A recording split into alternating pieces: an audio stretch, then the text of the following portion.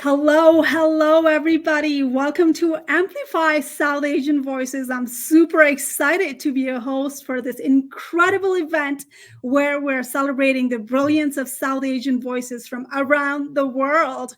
As we dive into AAPI Heritage Month, it's crucial to acknowledge the diverse identities within our community. That's why today we are shining spotlight on AAPI voices.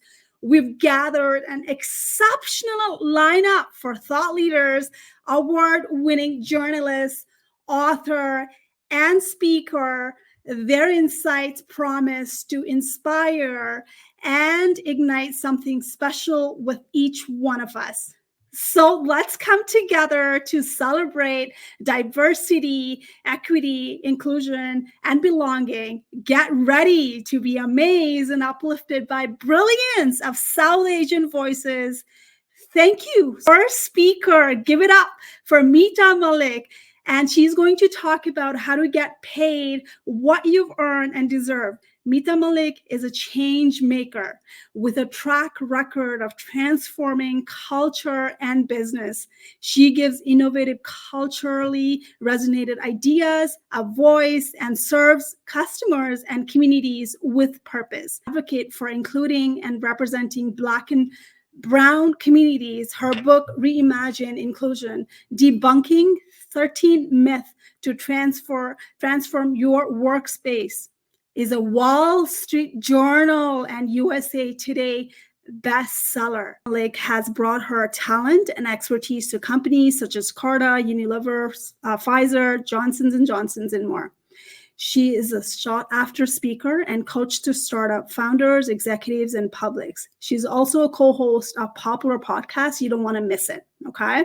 On the Brown Talk table, Meeta and Dee Marshall share stories and tips on how to help women of color win at work, advice for allies on how they can show up. Malik is a LinkedIn top voice with over 150,000 followers. She's a frequent contributor to Harvard Business Review and entrepreneur and Fast Company on the range of cultural, corporate, and marketing topics. She's been featured in New York Times, The Washington Post, Time Magazine, Forbes, and you name it. She was featured in a documentary created by Soledad O'Brien Productions titled Women in the Workplace, an Unfinished Fight for Equality. Meeta, welcome. And you know what? Congratulations and success with your book, Reimagine Inclusion, Debunking 13 Myths to Transform Your Workplace. In the book, you debunk the myth that women of color and white women don't negotiate, which I kind of agree. We often negotiate and we are gaslight, minimized, or dismissed. Let's start with the first question. How do you know what you're worth? And thank you so much for gathering us all here today. It was a lot of work on your part, and we just want to say thank you so much. This is such an important event and afternoon. So we have to start talking about how much we're worth. I was raised not to talk about money. I was raised culturally. You don't talk about how much you make. You don't talk about where you go on vacation, what you drive. And we also didn't grow up with a lot of money. And I was also taught to trust the system. I was taught, my proud daughter of Indian immigrant parents. My parents moved to the US. My younger brother and I were born and raised in the US, but you trust the system. So it wasn't until I met my husband and got married that I actually negotiated an offer. I thought that you just accepted offers because you're not supposed to talk about what you're worth or how much you're worth. And so for me, there's been a really reckoning culturally on how I was raised about not how to talk about money. Because if you don't talk about money and how much you're worth, how are you then expected to like lean in and be a boss and negotiate at work when no one's talking about it? And so there's also a piece of getting comfortable talking with your friends and network about how much you make, which can be very, in the beginning, uncomfortable. But if you're not asking your peers how much they're making or what they're worth or how they're negotiating, then how can you be showing up at work and asking for a raise? Oh my God, that's great. So what if, the next question for me is, what tips do you have for asking your boss for a pay increase? The first three things. The first thing is you have to know what your role is worth in the market. So you have to be doing research, whether that's Actually, my co-host DC Marshall of Brown Table Talk had said to me, and we've been friends for a long time, she used to be my coach. She said, you should be interviewing every year. You should have your resume ready, even if you're happy in your job, just so you have an understanding of what the opportunities are out there and what your role is worth. So you've got to do the marketplace research. And part of that is also asking your community and friends and colleagues and peers what certain roles are worth in the marketplace. The second is you have to know the points you have put on the board. And so, I'm human. I am not superhuman. I manage a team and I don't remember what I had for dinner. So certainly I'm going to forget the accomplishments they've had for the year, even though I really try hard to stay on top of it. It's my job as an individual to advocate for myself. And so if you're not doing this, you need to start a Google Sheet, notes on your iPhone. I don't know where, but you need to start writing down once every 2 months your wins at work, so that when you are preparing for that raise in that conversation, you're very clear on what your metrics were, your goals, and how you've exceeded them and exactly what you've put on the board. Also, I would add asking other people to send your boss reviews on your behalf. So if you're working with an agency and you killed a campaign and it was amazing, don't be shy to say, yeah, I would love for you to send a note to my boss on how you think I did on this. So if your company doesn't have formal 360 reviews, or you aren't using like a tool like, say, Lattice, then you should be asking people to send reviews on behalf of you to your boss. And then finally, I would say, Sweta, pick the right time, right? Pick the right time for the pay increase conversation. That could be during performance review cycle. It could be another moment in the company when it's an appropriate time to have the conversation. And so you have to really be able to read the tea leaves and have the conversation at the right time. That's such a great point. Leading with, the right time, because boss is not going to be around all the time, 24/7, sitting in there, right? So what if your boss is going to say no? How do you handle that? Objections? Well, that's happened to me, and I talk about it in Reimagine Inclusion. One of my chapters around pay is entitled, Why Are You Asking for a Raise? You and Your Husband Make More Than Enough Money. And that is a true story. I just did everything I told you all to do. And I went in and asked this boss at the right time with a smile on my face to have my compensation reviewed, because I knew other people had come in externally onto our team and they were making more than me. And we had similar roles and experiences. And he had found out what my husband did for a living. And that was his response. Why are you asking for a raise, Mita? You and your husband make more than enough money. And so, yes, is that shocking? Yeah, and not surprising, because as I've been sharing that story, more and more women have said, yep, those things have happened to me. And so in that case, I mean, that is really hard. I still rewind that situation in my head, because what I should have said, I was stunned into silence, but what I should have said is, what does my husband's career have anything to do with the value I bring to this team? And I wish I had said that, and I didn't say that. I was just stunned into silence. But what you can do if your boss says no is try to find allies.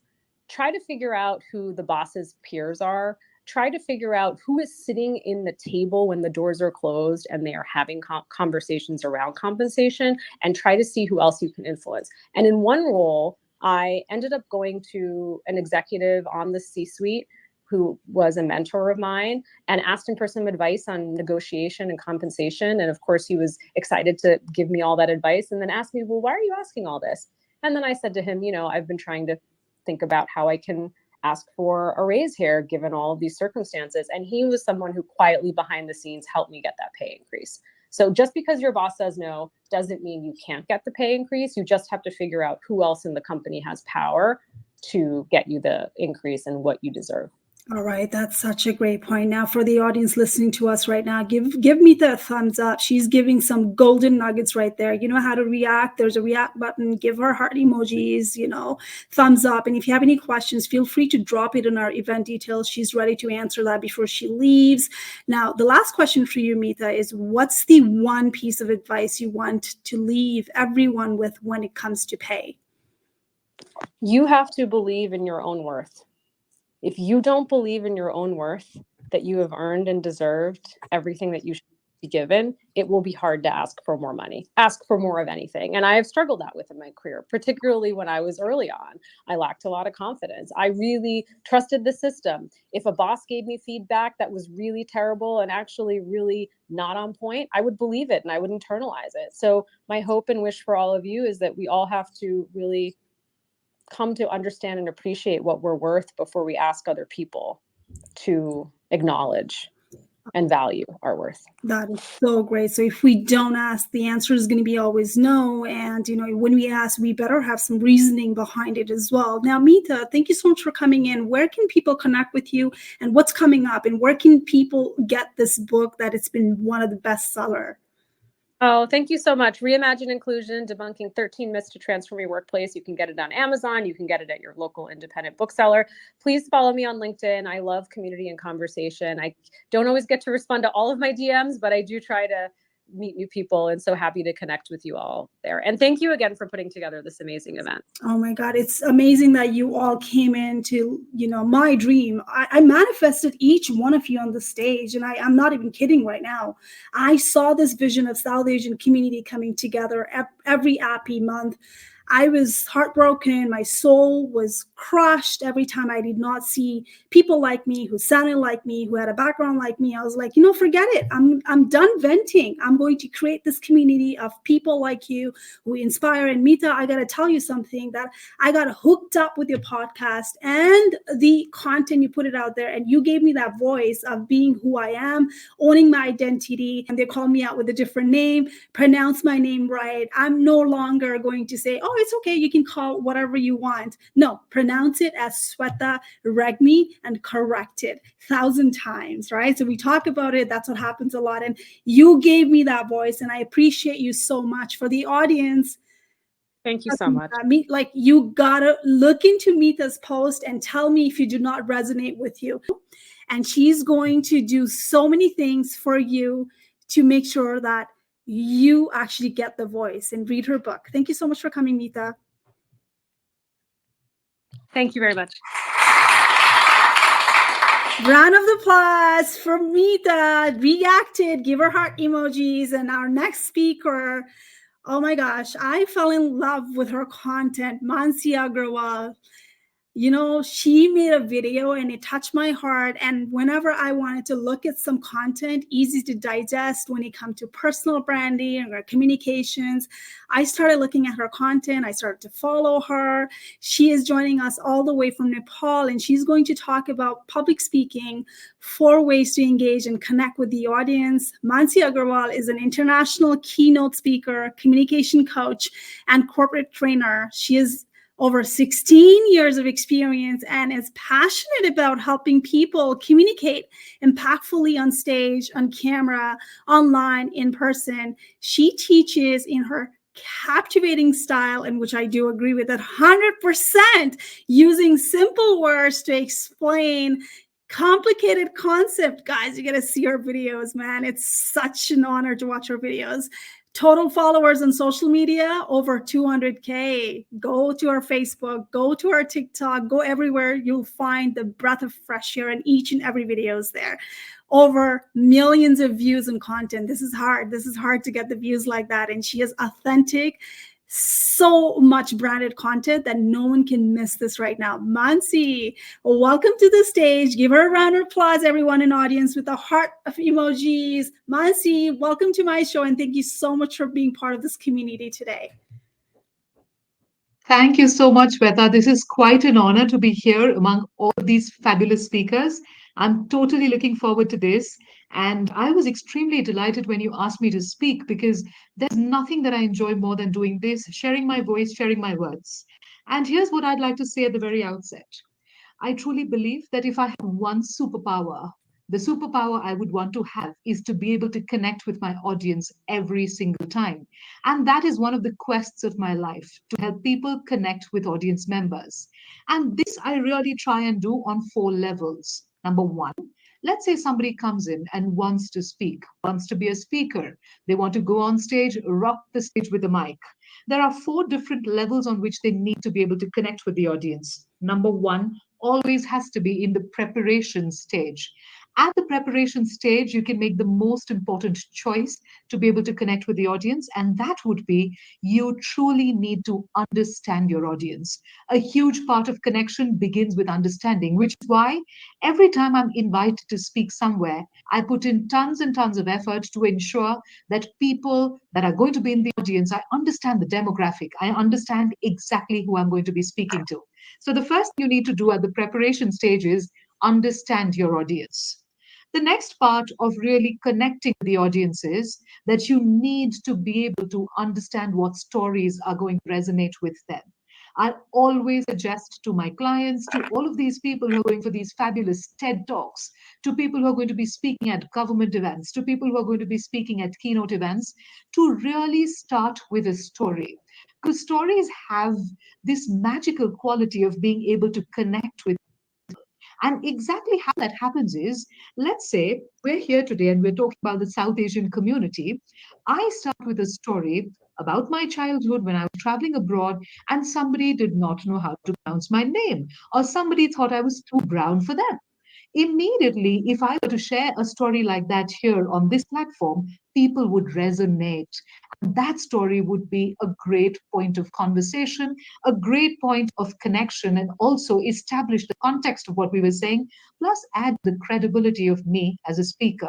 So, the second way that you can connect with your audience members truly is by starting off with a story. Start off with a story which makes people feel and realize that you understand where they come from, which makes your audience members understand that you've gone through a similar experience and you connect through the vulnerability of that shared experience. So, the second thing that I would say is when you are writing your content, at that point, what you need to do is ensure that you start with a fabulous story that connects with the audience because that is always going to be impactful. The third way that you can connect with your audience is when you speak itself.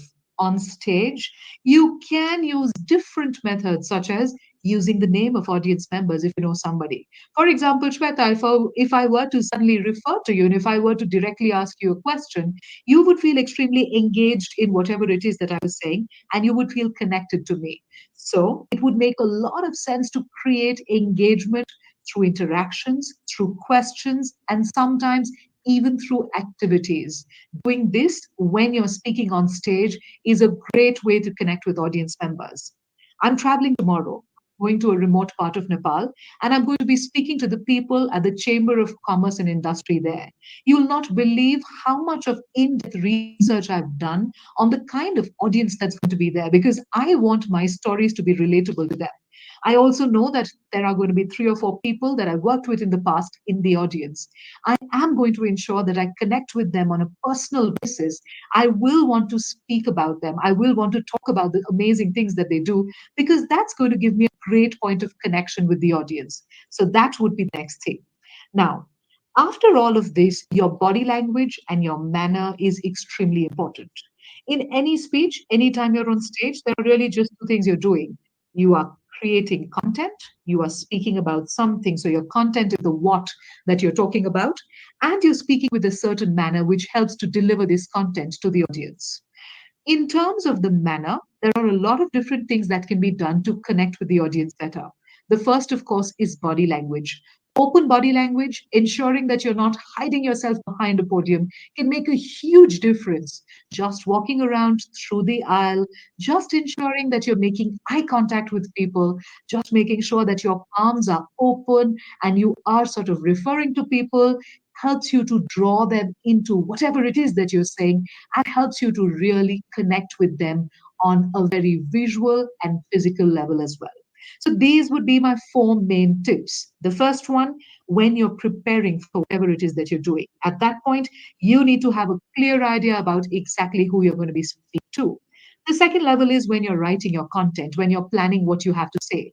At this point, it would make a lot of sense to pepper your content with fabulous stories that really connect with the audience, that make them curious, that make them feel that you are a credible source of this information. So that would be really good to start off with.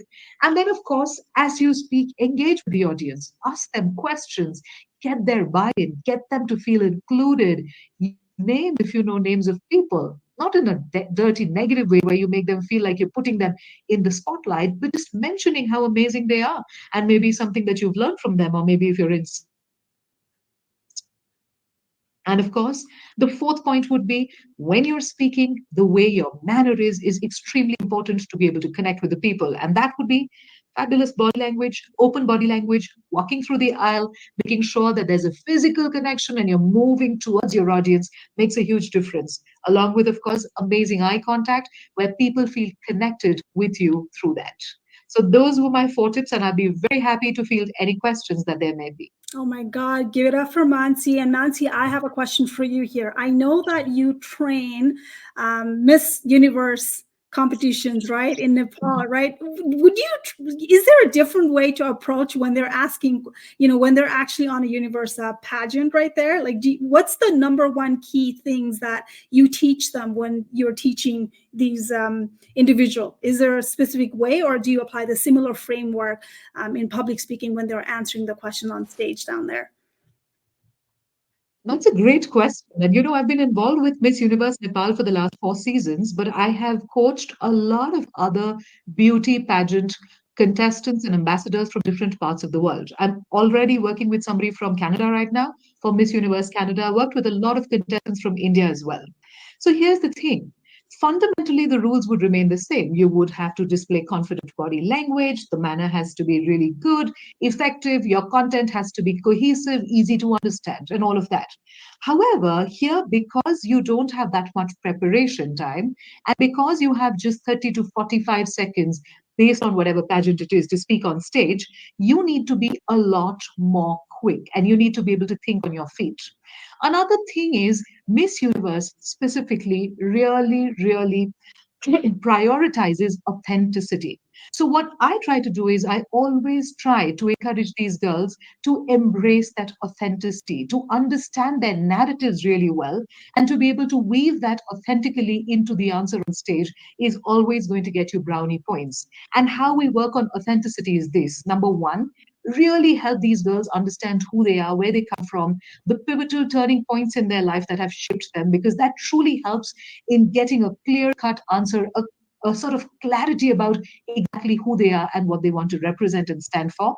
And secondly, of course, authenticity on the spot when you're on stage will always be about not overthinking it. For example, I don't remember the name of this lady, but a few years ago she was asked on stage, final question for Miss Universe was, what makes you blush? And her answer was, when somebody appreciates me. And she won the crown because this answer wasn't rocket science, but it was an authentic answer. It was an answer that resonated with people. She had great candor. She just pulled it off well and she won the crown. So I always say that the secret sauce to pageantry, especially the Miss Universe, is authenticity. Oh my God, that's great. No, like what we keep on hearing when it comes to speaking is connecting and resonating, and plus being authentic. And that's such a beautiful takeaway now for the audience right now. If you do nothing today, do me a favor, do all of us a favor. As a speaker, you know what? Connect with them, follow them. Also, make sure that you post about this event and say, what were the 2 takeaways from each topic, each speaker? Tag all of us, and that would help us to amplify this event so much in a larger scale, because we need to do this. We need to show the world that South Asian voices are here, and we're going to amplify it with the top speakers like that. So Mansi, how can people connect with you, and what's the next project you want people to be part of? Okay, so I've just been doing a lot of media work these days. The second season of my own interview show on television is going to be live very soon. I started my podcast, recorded 3 episodes, doing a lot of different things here and there, apart from being a trainer and a coach. A lot of keynotes is happening. So fabulous things are happening, fun things are happening, inspiring things are happening. And the best way to connect with me is on LinkedIn. Give it up for Mansi. Give it up. Just go ahead and put the heart emojis, everybody. And I definitely want you to share this knowledge. Don't hold it within yourself. Share it out. Thank you so much for coming in, Mansi. I know you have to leave. And what an honor to have you on the stage, all the way from Nepal. Thank you so much. It's been fabulous. Thank you. Thank you. Our next guest, I looked up to her when I was a newcomer in Canada. She stole my heart. When I looked up to her, I said, oh my God, I want to meet her one day. I definitely want to meet her one day. Her name is Angie Seth, and she is going to talk about how to pitch to media. Angie Seth is a journalist, host, and storyteller.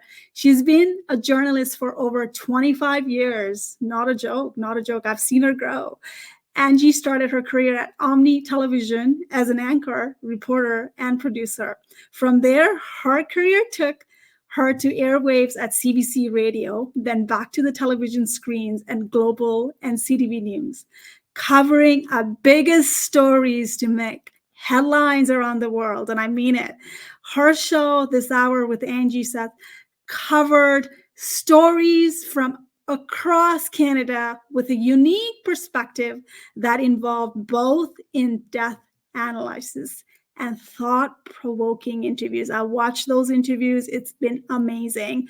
Angie has been honored with a number of awards, guys, including Edward Moore Award and the Queen's Diamond Jubilee Medal.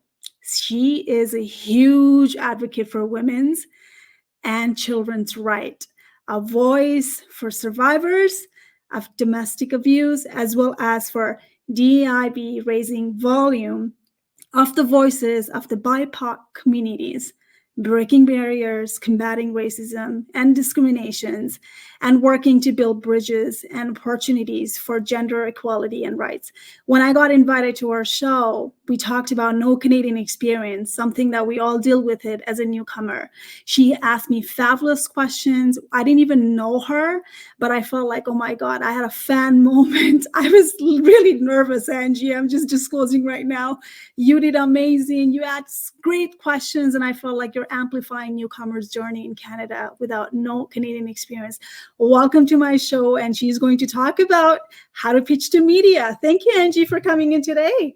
Sweta, thank you so much. And hello, everybody. And welcome, of course, to some of the speakers that have joined us. And Mansi and to all the amazing speakers that we've already listened to are fantastic. And what's really interesting is that I'm listening to what they're saying. It all resonates back to if you have a story, how do you get that story told?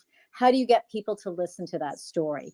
And in this journey that I've had as a brown woman, being in what is still deemed a very, very white industry, and in many cases still very white male dominated industry, you have to pivot a lot, and you have to think outside the box, which is what I'm asking you guys to do here.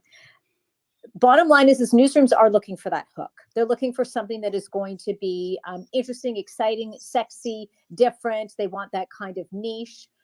But the interesting thing about newsrooms is we talk about thinking outside the box. We don't think enough outside the box. And that's where you guys come in, where you can show us you're the outside of the box that we need, whether it is your expertise in what you're doing, whether it is your expertise in what may be going on around the world or even locally here at home, whether it is your expertise or whether it is your representation as someone from the community. Those voices are so extremely important.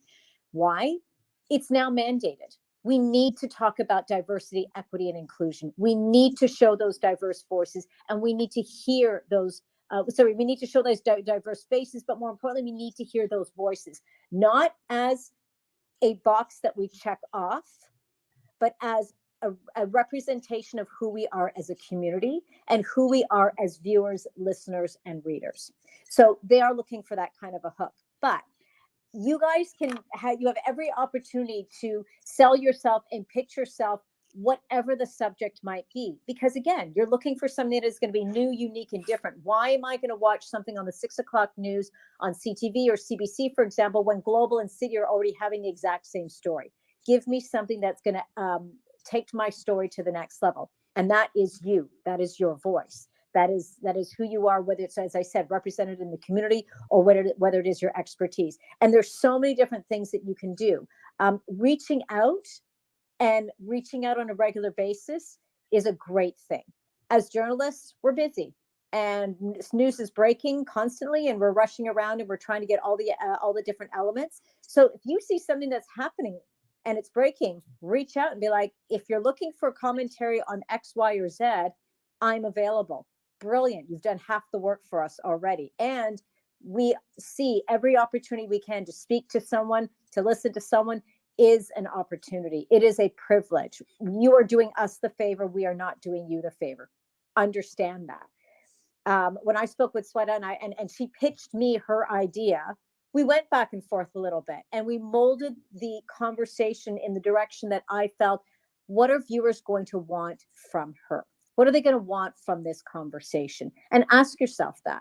What am I going to be able to offer? What am I going to be able to give that journalist that's going to take their story, that conversation, et cetera, to the next level? And you want to make an impression. You want to, just like, all the training that Nancy provides, for example, how you want to have your presentation on the air, how you want to be able to be conversational and adaptable and personable. All those things matter, because as journalists, we find someone that we like and can speak to the issues. We come back to them on a regular basis. But if we come back down to, say, maybe it's a story similar to what Sweta had pitched to me. It's a story that really resonates with you, and it's a story that really resonates with your community. Tell me why it's important. I mean, I should already know, but tell me why anyway.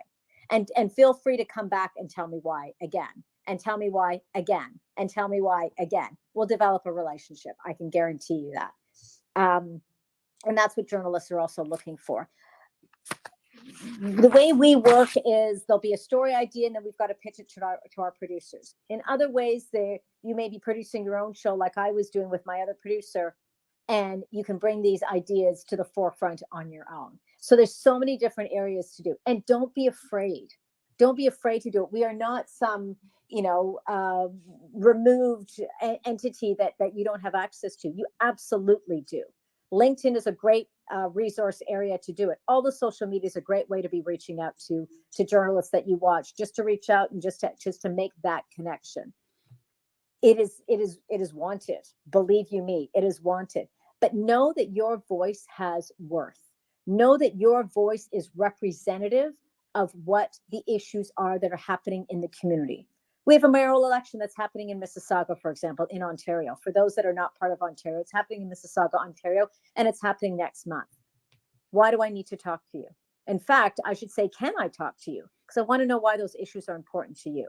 We want to go grassroots. That's how viewers relate. We relate to people who we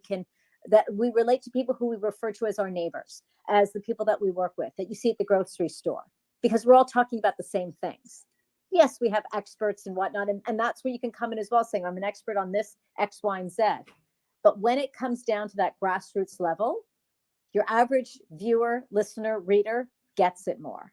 And you can provide that and present yourself that way. And don't be afraid to do it.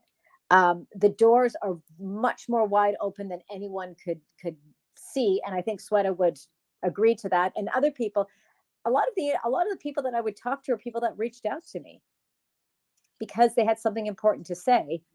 And that something important was something that I wanted to have on my show. So go with that in mind. If you're sending out press releases, don't bury the lead.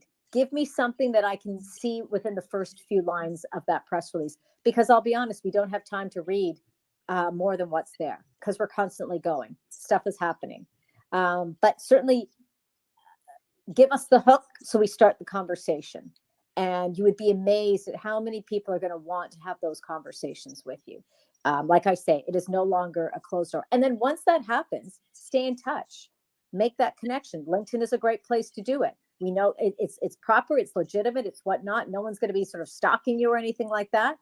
But you can still have those conversations. And I can now see what you're doing, right? Because pretty much your CV is on LinkedIn, and I can see what your expertise are, what you're doing, and you develop a relationship. And believe you me, seasoned journalists will value that relationship, and we will come back to you, over and over and over again.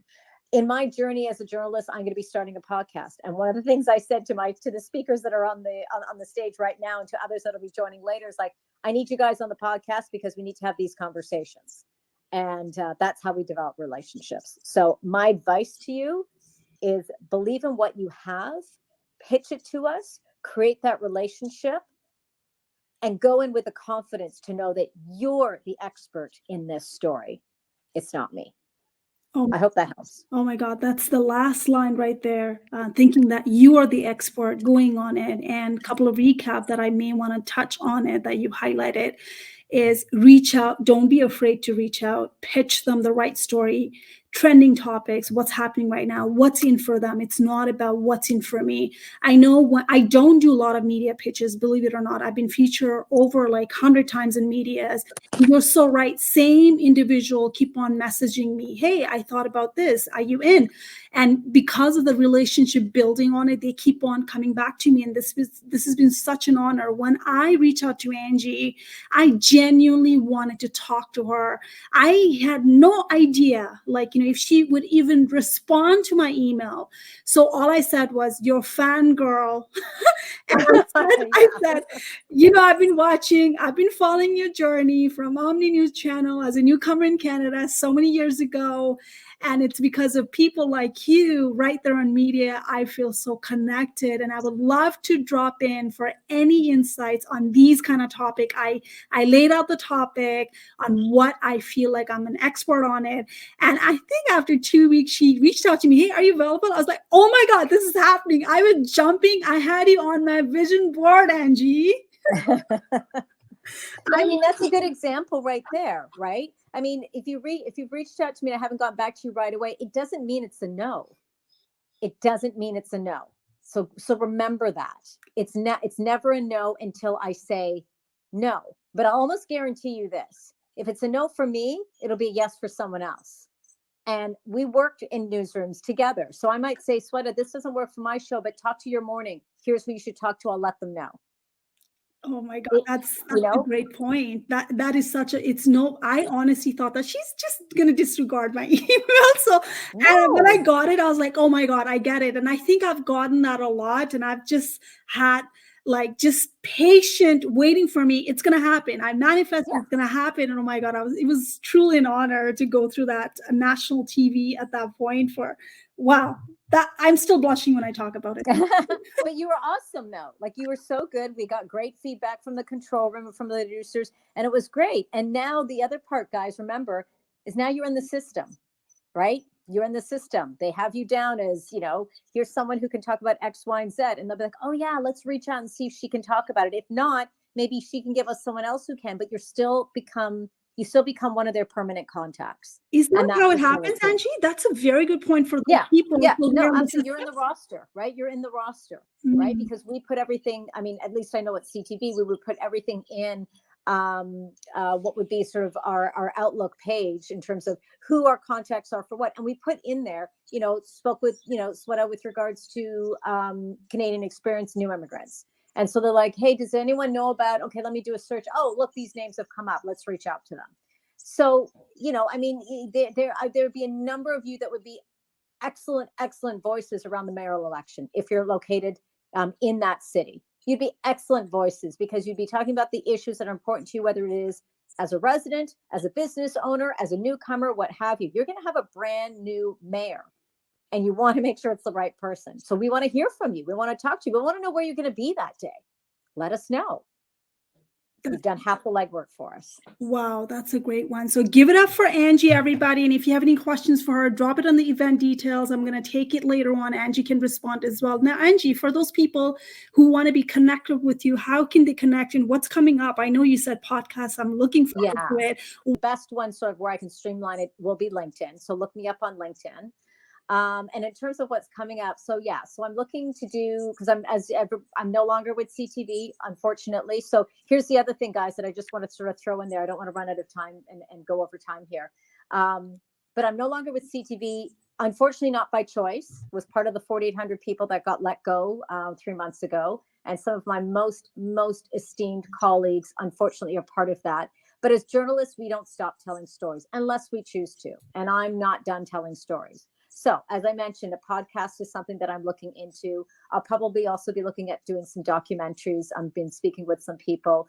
You'll probably see me back on the air doing some freelancing, but I want the flexibility to start doing things a little more independently, which opens the doors for, again, individuals like you to reach out to say, I really would want to have a conversation about X. And my response to you say, great, let's talk more about it and see what we can do. There you go, right? And take it, and we'll take it from there. But it's, again, you will find more of the seasoned journalists and the veterans as we see this industry constantly changing. the openness to having more of those conversations, that door gets wider and wider open, because the dynamic of how we do things is not the 5:30, the 6 o'clock, and the 11 o'clock news. That's all thrown out out the window. So you go, okay, how do we pivot? And we want to pivot with our viewers, our listeners, our readers, etc. So we're pivoting. Wow, that's I'm sorry about the layoff. I know I saw that, but you know what? I was laid off so many years ago, and it was blessing disguise for me. Now I look back, I would have never met you all if I was not laid off. Well, like, guys, when one door closes, another one opens, and it sounds so cliche, but it's true. And when I always feel things happen for a reason. So there we go. So now it's like, okay, well, here's your opportunity to start doing more things. And the voice for diversity, equity, inclusion, voice for people. That's what we try to do as much with the show, with this hour. So I certainly want to continue that. Oh, I love that show. So please do, please reach out. As I said, if I don't get back to you right away, or it doesn't happen immediately, stay in touch. It will happen. Believe you me, it will. At least on my end, it will. Yes, it will. It will happen after a week or so. It doesn't matter. It will happen, right, Angie? Yeah, exactly. Give it up for Angie right there. Give me heart emojis. Give her heart emojis. Reach out to her. She's been amazing. Thanks, everybody. Thanks, Angie, for coming in. So next up is, we have ICF coach right here. Oh my God, my competitor, my just damn competitor, but I love her. I love what she does. She is joining us all the way from Belgium, Sonal Bal. She's going to talk about how do you network with the company you want to work for. And she's an experienced HR director and a career strategist, all the way from Belgium, joining in right now. Originally from India. She has also lived and worked in India, Uruguay, Chile, France. Oh my God, so many. She also speaks 3 languages. Can you guess? English, Hindi, Spanish, French, and fluently. Really, Sonal. Crazy. That's crazy. With nearly 2 decades in HR in large companies like GE and PwC to family-owned enterprises and startups, Sonal has screened over 250,000 resumes and conducted over 5,000 interviews on 3 continents, helping senior management to recruit, build, and evolve highly talented teams. As a career strategist, Sonal helps people by offering authentic advice on how they can have a career they actually love. She will give you that extra edge you need to land that career-defining role, get promoted, and improve your happiness at work. We all want happiness. Give me heart emoji if you don't. Yes. She's also the creator of Host, How I Got Hired. Brilliant show, actually. I remember Sonal inviting Sadhguru to that podcast. I was like, really, girl? You go, girl. A top-rated career podcast in multiple countries. Sonal has an MBA from INSEAD, ranked number 2 globally, and has recently been recognized as LinkedIn top voice. Look at the blue badges. I'm so jealous, girl. Welcome to my show. What an honor to have you, and take it all in. How do you network with the company you want to work for? I would love to hear that actionable tips from ICF coach right there. Hi, Sweta. Hello to every single person on stage as well as listening. Thank you for being here. You could be doing other things. And I think, Sweta, we take everybody's time very, very seriously. So without further ado, let's just hop on the train. I think that one thing I want to say is everyone is sharing so much advice, and it's coming from their experience. So I think I just want to give this disclaimer that our situations are different, our styles are different, our cultures are different. There's some common red threads in all of these things. So I just quickly want to share what has worked for me. So, just a quick context. So how to get a job in the company you're targeting. So I have done this twice, and after a lot of trial and error. So I think if you can learn from someone who can show you the shortcuts, it's really helpful. I unfortunately didn't have these shortcuts, and that's why lots of trial and error. So the first case was 2005. I was in a country called Uruguay. If anybody's familiar, it's a very tiny football-shaped country between Argentina and Brazil, and didn't know a soul, didn't speak a word of Spanish yet. Learned it very quickly. I didn't have a choice. And got a job at PwC, PricewaterhouseCoopers, in their process improvement department, um, with Spanish speaking interviewers. They didn't need a word of English. So this was the first instance. And what helped me was like LinkedIn. Like I'm talking 2005, 2006. LinkedIn was so basic back then, but it worked. And the second instance was at the very start of my career, which was at GE Capital. So I'll be sharing my own tips. I think the first thing I want to say is you have to look at it as a plan, either in the short term or the long term. Now, if it's in the short term, just be prepared that things will take a little time. I call it like the hunting versus farming approach, because when you plant those seeds, they take time, right? And hunting is a little bit more like, oh, I'm in a bit of a hurry. And Sweta, I'm going to be using metaphors because that's how I learn, and that's how I enjoy learning, actually. So this is the first metaphor. Is it hunting versus farming, short term versus long term? The second metaphor I'm going to say is digging digging your well before you are thirsty. Ideal because you're less tired, and you're not going to faint if you're thirsty or hungry and you're continuing to dig. However, life doesn't always happen in a linear fashion. And Angie was sharing about her layoffs. I've been laid off multiple times, and it takes a huge bolt to your confidence and self-esteem, even if we look like we're very confident on LinkedIn, etc. So the thing I want to share is, as far as short term is concerned. So the first thing to keep in mind is everybody will knock on the front door, and the front door you will have gatekeepers. Again, another metaphor. Wow, what a surprise, Sonal. Okay. So the gatekeepers are going to be like, sorry, and the gatekeepers are typically recruiters. And not always, but usually, the first point of contact can be a junior level recruiter. Okay, they're doing their job. Sorry, we don't have a role. Or it could even be an application system. It's not even a human being. So everybody does that. You want to join that train, that's fine as well. There are other ways, the side door or the back door. It depends how much you want it. And it depends how much imagination you have to approach this. So I have examples of clients of mine who are like, this guy wasn't answering his email. um, I tried through LinkedIn, it wasn't working.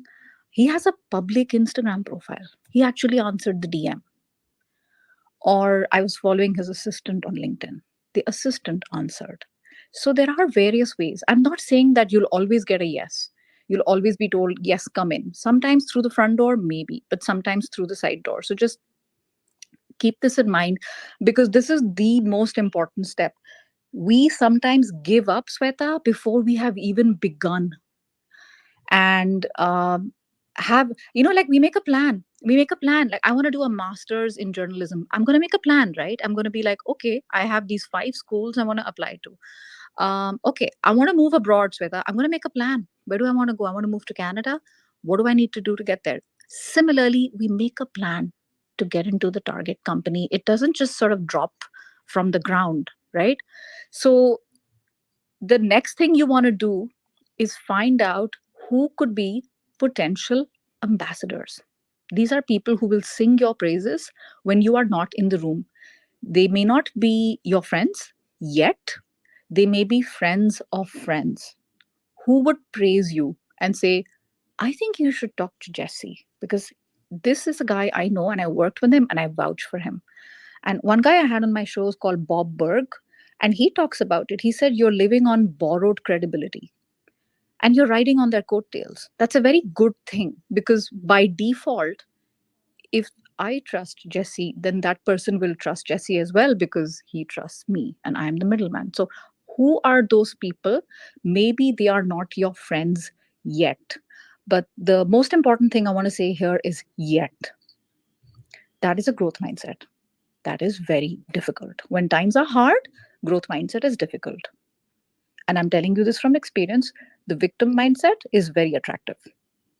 So Another important tip I have, and I wish I had this sooner, I wish someone had told me this sooner, is the people you surround yourself with.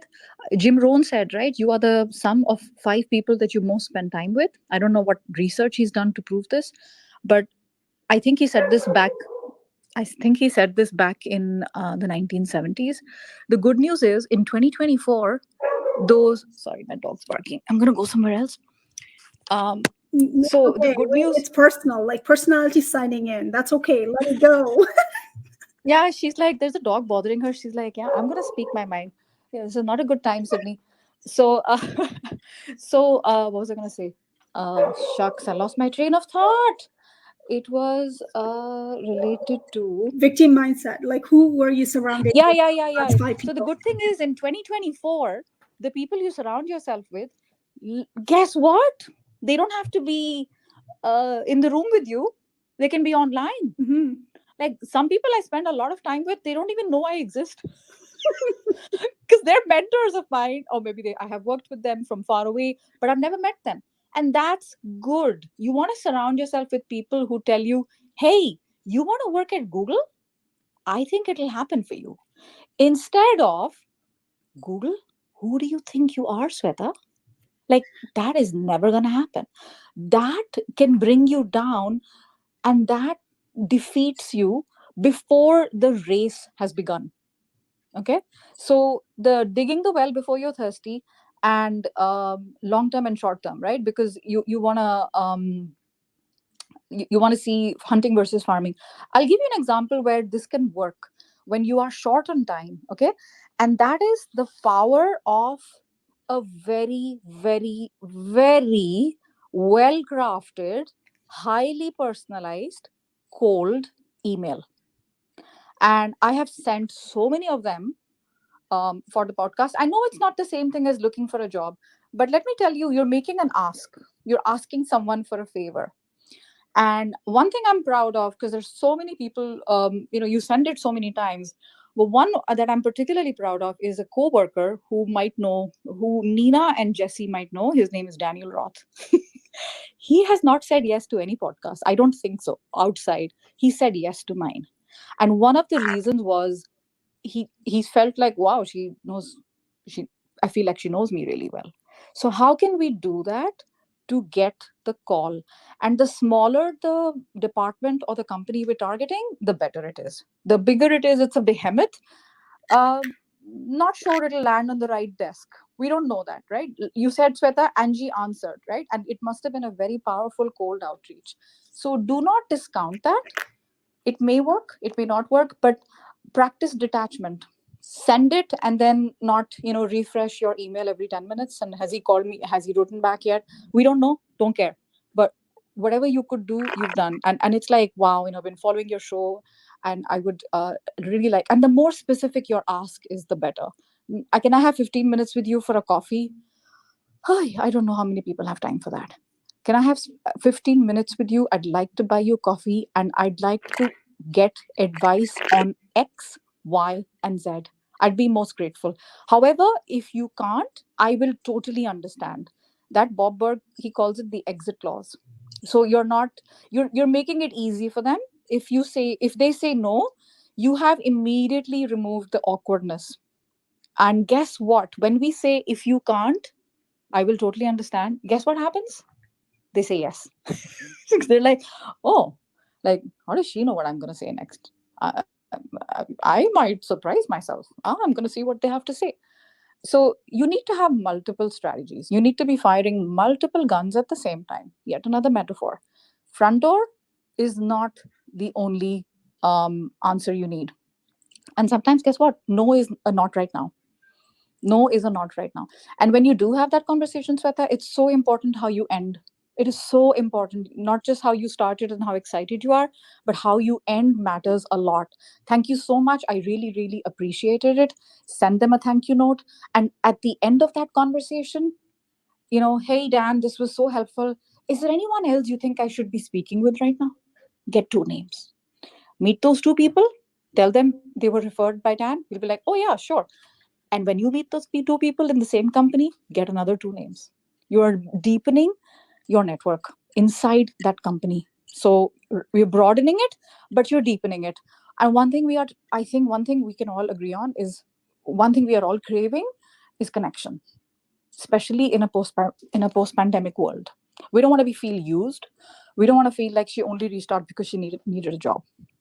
She reached out because she actually wants to listen to what I have to say. I feel, wow, she's interested in what I say, in what I think. So I'm like kind of all over the place with her. I hope this was helpful somewhat. Absolutely. I love how you started with dig your well before you need it. It's Daisy Wright is on the comment, and then she said it's by Harvey McKay's code, and it's amazing how even Nina sent it to the group chat as well. I love that code. I'd never heard of that. And the other thing, I really liked your action item that I don't do that usually. I've seriously not even done once, which is like when things are going to go well, you say thank you, which I do it. But then I've never thought about asking, hey, are there two other people that I can connect with? And then using that as a referral, like from my perspective, like I teach job seekers to do that, but I've never applied for myself. Now I'm a consultant and speaker and everything. I've never done that. That's such a good takeaway for me myself. Thank you. And one more thing I want to say is the way you ended. Yeah, that's on a positive and things are going well. And let's say I write to Jesse here and I write something. I would like to be in the LinkedIn news team. What advice do you have? And Jesse says, I'm so sorry. Let's say he replies, I'm so sorry. My plate is beyond full right now. I did this with Adam Grant. We all know who Adam Grant is. He replied within an hour and he said, my plate is beyond full. I was shocked. I fell off my chair that he replied. And I was like, thank you so much. Is this you? He said, yeah, it's me. He said, I check my emails and I have like a zero inbox policy, zero email in my inbox policy. And I said, that's amazing.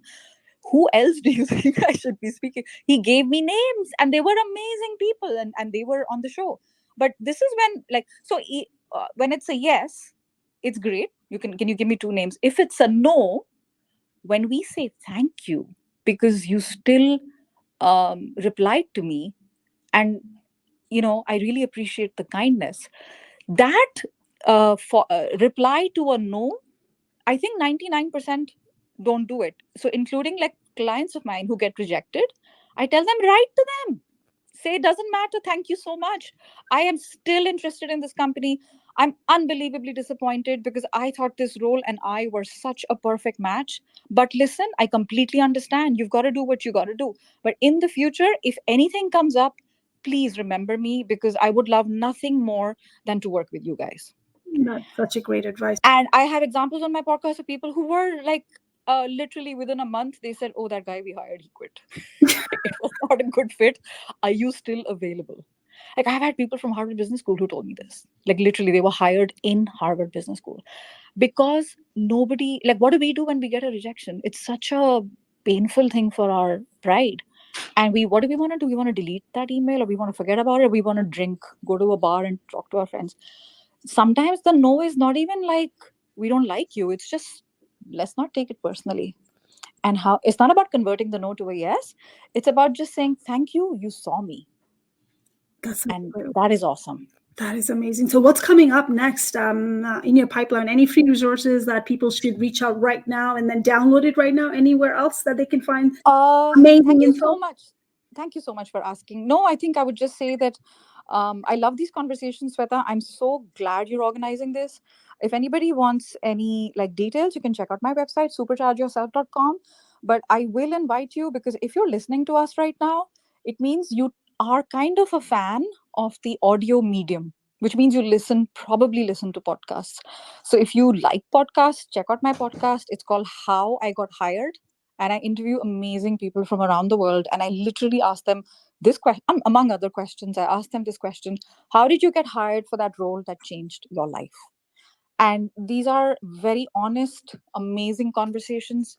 And I'm not saying this because Nina and Jesse are here, but Daniel Roth was one of my favorite guests of all time because he was so brutally honest. I loved it. He talked about layoffs. He talked about Jeff Weiner. He talked about how it almost didn't happen. So there's lots of great stories in there, and they share very practical tips. Meeta, who was earlier, was also on the show. She's in fact been on my show twice. So when she released her book. So if that is of interest, I'd love to have you follow along as a listener. I love nothing more than spending time in your ears. That sounded bizarre. I'm sorry. It's okay. We got this. We got the point. Okay, thank you. Thank you so much for having me, Sweta. Thanks, Sona.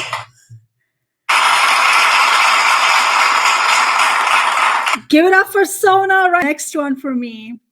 Why TEDx matters and how it will elevate your career legacy. Bobby started out as a motivational speaker, digital influencer. Now he's done like 1,000 keynotes. Oh my gosh, when am I going to get that, Bobby?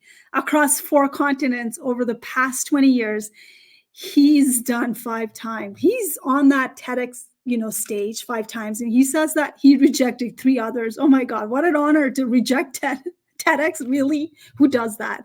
And Inc. magazine top 100 leadership speaker, alongside with who? Guess.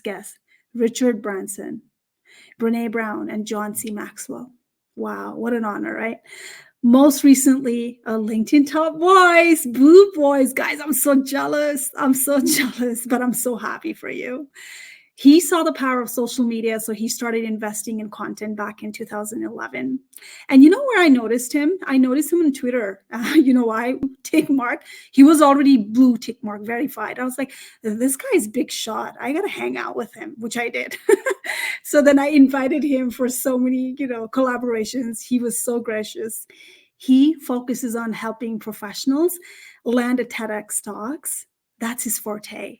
That's his expertise. And I love that about him, which will elevate their personal brand and build thought leadership so they can 10 times their business, career opportunities, and they can up their fees like 3 times, get more speaking gigs, media appearances, and book deals.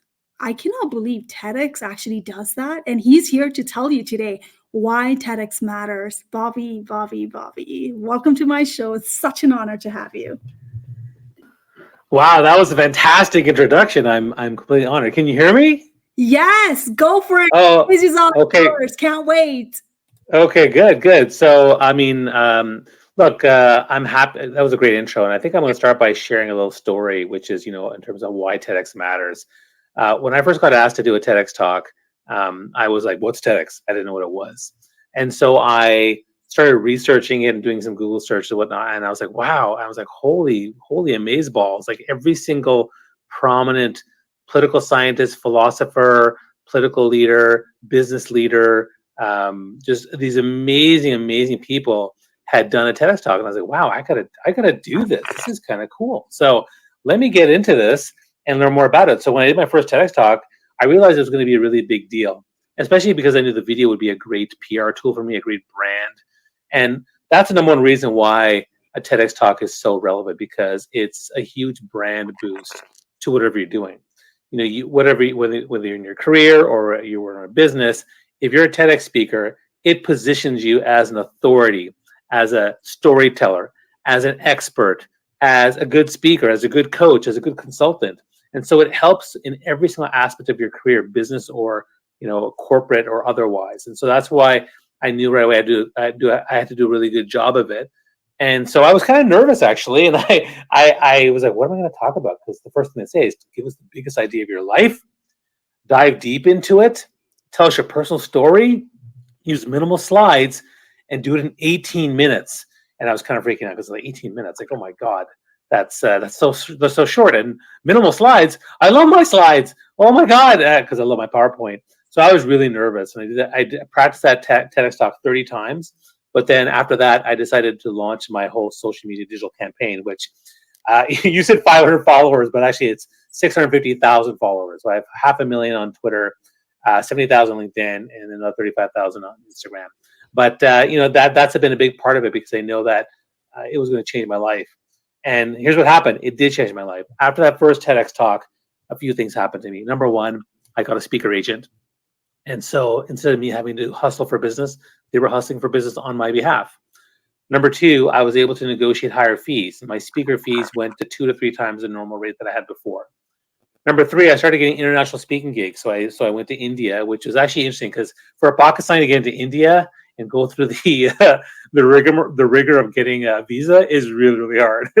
I thought it took me 6 months to get one, but I went, which was cool. So I got to go to India. I went to Tunisia. I went to England, Europe. I went to Dubai. I spoke all around the world, which is great fun. And then also I started getting job offers, even though I didn't want one. People are like, "Hey, Bobby, we'd like to bring you in as our strategic director or director of digital marketing." All these different things they wanted me to come in, digital of learning development, and some of the offers were quite enticing and pretty good salaries. I'm like, this is great. Although I don't want a job because I would never work for corporate again, but that's me because I didn't really fit in there. But it was nice to get offers, so like that was cool. And then also I was able to charge higher fees for my coaching consulting, and so that also went up too. So all these different reasons. And then finally, the big one was once the TEDx was launched, it was a huge platform, and I started getting a lot of people following me. They saw my TEDx talk, and the reason I did 5 TEDx talks was actually the first 4 TEDx talks came because I had just had a strong brand out there, so people invited me. And the fifth, and then I rejected 3 of them because they weren't really that well organized. And the 5th TEDx talk I did because someone told me a few years later that, hey, there's a talk that's called the Power of Connection. I was like, oh, well, that's my hashtag, that's my brand I use. So let me pitch a talk. And so I landed that TEDx talk.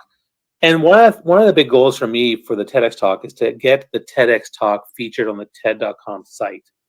That's an important piece. And having a video is great, but having the TED.com feature is really important. And the other times it didn't really happen, but this time, the 5th time, it worked. I was able to actually get the TEDx talk featured on their TED.com website, which is great. And so that's actually really great. It's great legitimacy for what I'm trying to do. And that's the same thing that Simon Sinek did, the same thing that Brandon Brown did. Before the TEDx talks got on the main site, they were relatively unknown, and then they launched an entire business around it. So I'm not sure how you want to run this thing, but I'm going to share with you just some of the key things that are important for getting a TEDx talk. Number one, elevate your personal brand, right? So you basically, a TED talk can position you as a thought leader, storyteller, coach, or expert, skyrocket your professional branding, career or business. Number 2, you skyrocket your fees. You get an increase in speaking coaching fees, huge game changer. Number 3, unlocking job offers galore. Number 4, getting featured for media and panel events, right? You get asked to be on a podcast, to be asked on the TV and radio and print, do interviews. And that's a fantastic, to be on panels. And I think that's a great way to get your brand out there because speaking is so huge. And of course, you can build a thriving business because you can drive book sales, you can drive customers to your business, to your website, to do more speaking, to pay higher fees. And so again, you're building a business as well. But even if you're in the corporate world, if you're trying to land that promotion or get that new job opportunity or get to that VP level, that C-suite level, your TEDx talk basically positions you as the go-to person. So these are all reasons why TEDx talks are so important and so significant. And that's really why I'm trying to pitch to people, say, look, you should all land a TEDx talk, elevate your personal brand, build your thought leadership, tell your story, and most importantly, impact people with your message, because every single one of you has a message for the world.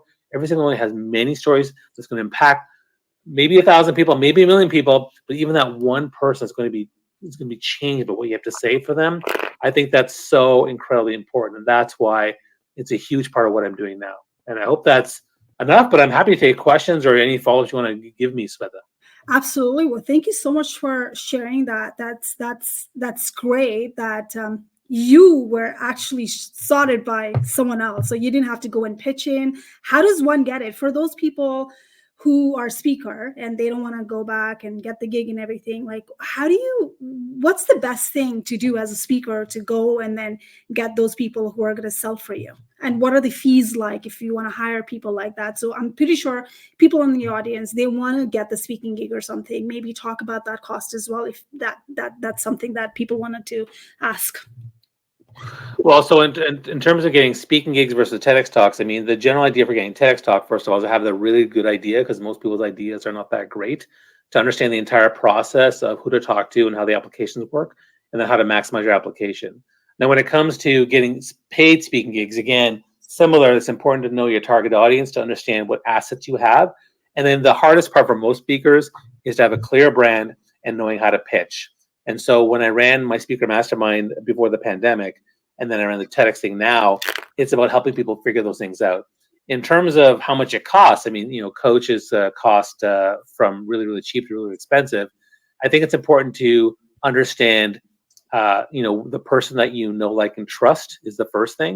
And the second thing is to think about what is the actual benefit of working with somebody. So, for example, I ran a speaker mastermind program a couple summers ago, and I said, look, I guarantee the results. And then the guy just did what I said, and he landed 3 speaking gigs and made like $4,000, and he made more money back than what he paid for my program. So the question is, what's it worth to you? What's a TEDx talk worth to you? If it leads to 3 paid speaking gigs or business deals that lead to $10,000, then that to me is what it's worth. But again, that's a lifetime thing that you're going to get. If working with a coach and and they say you get 3 paid speaking gigs and you're getting them for $2,000 each or $5,000 each, then the question is, what is it worth to you? So it's important to understand that. But I think when you're looking for a coach, looking for a program, make sure you find someone you trust and really determine what the monetary value is for you, for your brand and your business. Great. So the follow-up question on that one, let's go back to the TEDx. Someone aspiring to be a TEDx speaker, right? What is it that you stand out? Because I know you do a lot of events and it's fascinating. You've been doing the challenges. I'm following your journey and everything, What's that one piece of advice that people, when they're looking for the program like this, to work with people like you, what's that one piece of advice they should be, you would like to give it to them? Like, hey, you should definitely look for this. If you want to be someone on the stage on TEDx, you should be looking for this in the coaches like you. Wow, it's a good question. I think for the person that wants to do this stuff, you have to be willing to share your story, and you have to invest in your entire full story, your life story of who you are, where you've been, where you've come from. I mean, we had a talk in the pre-live for this thing today, and we talked about how people mispronounce our names. I mean, that whole discussion and that journey about how I got the name Bobby, like being able to share that, sharing the struggles, how I for many years told people, hey, but I'm Bobby Umar, but realized, why am I saying Umar wrong? It's Umar. I should say it right. I mean, that's a struggle I've had my whole life. So being able to share that story goes to me a long way to doing so. And the people that I want to work with, you want people who are willing to actually be vulnerable and be willing to share the struggle, because the best way for me to help people, whether it's speaking or TEDx talks, is for them to acknowledge what their challenge is honestly, and then be willing to work on it. Because there's people who don't want to share the story and the people who don't want to do the work. But the truth is, everything that's amazing in life that you want to do takes work. And are you willing to do the work? Are you willing to share your story? Those to me are critical. Oh, that is beautiful, because I never thought about that. Because that's why when I'm watching the, TEDx speaker talking about it, they start with the stories and some kind of vulnerable stories or some kind of stage they were once there. And I know you do talk about that a lot. So do you think the vulnerable stories helps at all to be a good TED speaker, you think, in your opinion? Absolutely. In fact, you shouldn't be talking about your career or your business. What you should be talking about is you find a vulnerable story, because vulnerable stories make you more relatable and connect as a human. It also has a higher chance of getting more followers, a higher chance of going more viral, a higher chance of getting more impressions. And what happens is, whatever your career is and whatever your business is, if you create a TEDx talk where you are vulnerable and it's heartfelt and people really connect with you, they will hire you. They will want to work with you. It works really, really well. So when I work with people, I say, look, put together 3 TED Talk ideas, one of which should be a very deeply vulnerable personal story, because I think those are the ones that really get the attention of TEDx organizers. That is great. So Bobby, I know you have a lot of things going on. It's fascinating to watch it. How can people be part of your TEDx Talk, and what's coming up? Is there anything else coming up so people could absolutely join in right now? And if they miss out, they can lose forever. Yeah. So I run a TEDx Mastery program, which is my main signature program. It's a 6-month program. We started one in March. We're doing another one in July. But in the midst of that, in between that, we also run these 5-day challenges and super workshops. So I did a 5-day challenge on April 29th. I'm doing a super workshop end of this month, May 30th. It's a 1-day, 4.5 hours of all my best content. And it's $100, but we're looking for people who have skin in the game, so they'll actually do the work.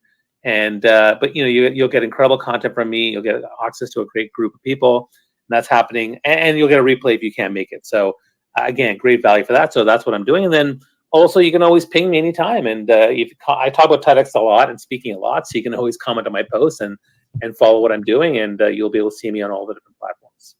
Amazing to hear about your journey. How did you get the gig? How did you hire someone else to pitch? And this has been such a golden nuggets for people who want to be aspiring TEDx talk, because I do want to be there someday.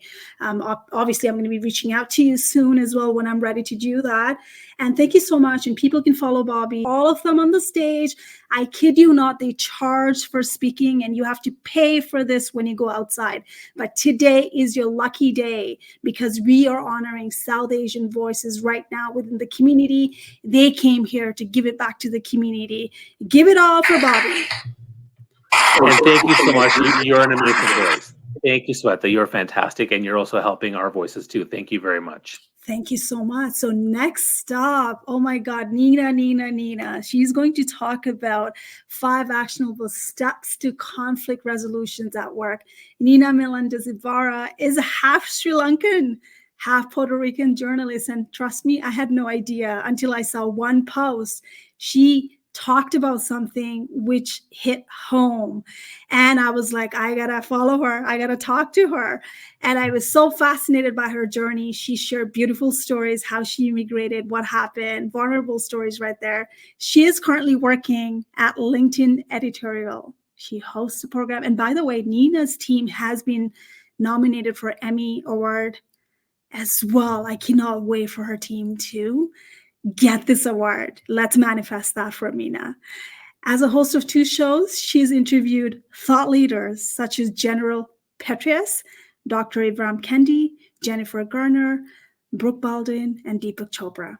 Currently, she co-hosts a podcast on work and leadership with LinkedIn editor, chief title, This Is Working. She's worked in media for almost 15 years. Oh my God, Nina, you look like you're 20. How old were you when you actually started working? She's worked in media for almost 15 years. Wow. Including CNN, Bloomberg, and BET. Nina is an alumna of New York University Graduate School of Journalism, receiving a grant from Academy of Television Arts and Sciences for her thesis documentary on guns in churches. Nina, never thought that. Wow, that's a great achievement. She has lived and worked all over the world. Guess where? Any guesses? Japan, France, Ghana, Puerto Rico, and now resides in Brooklyn, where she's writing her. Woo, Nina, this is dropping right there. She is writing her first fiction novel. I'm so excited to see that. Nina, welcome to the stage. Thank you, Sweta. I am so excited to be here. Thank you for having me. Yes, I am talking about conflict at work, and I'm actually really excited about this, not because I like conflict, but because it gives you an opportunity to forge some of your best relationships. I think you can have such great deep relationships post conflict. It also at work gives you an opportunity to shine. Like it really, when you can deal with conflict well, you have an opportunity to show your leadership skills and to really shine in your team.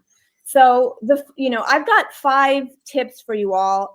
You can Google like 5 best ways or 10 best ways to deal with conflict at work. You'll find a plethora of resources. I'm going to give you some more nuanced, specific things. I'm pulling from interviews that I've had with thought leaders, with CEOs, people who talk a lot about management and leadership, and also just like personal anecdotes, right? I swear I'm a nice person. Somehow I just, the thing about work is that you don't get to choose your coworkers, right? And every now and then you butt heads and you're like, you got to deal with it. And so I've made mistakes, and I'm going to share them with you guys so that you don't make the same mistakes. So first off, clarity.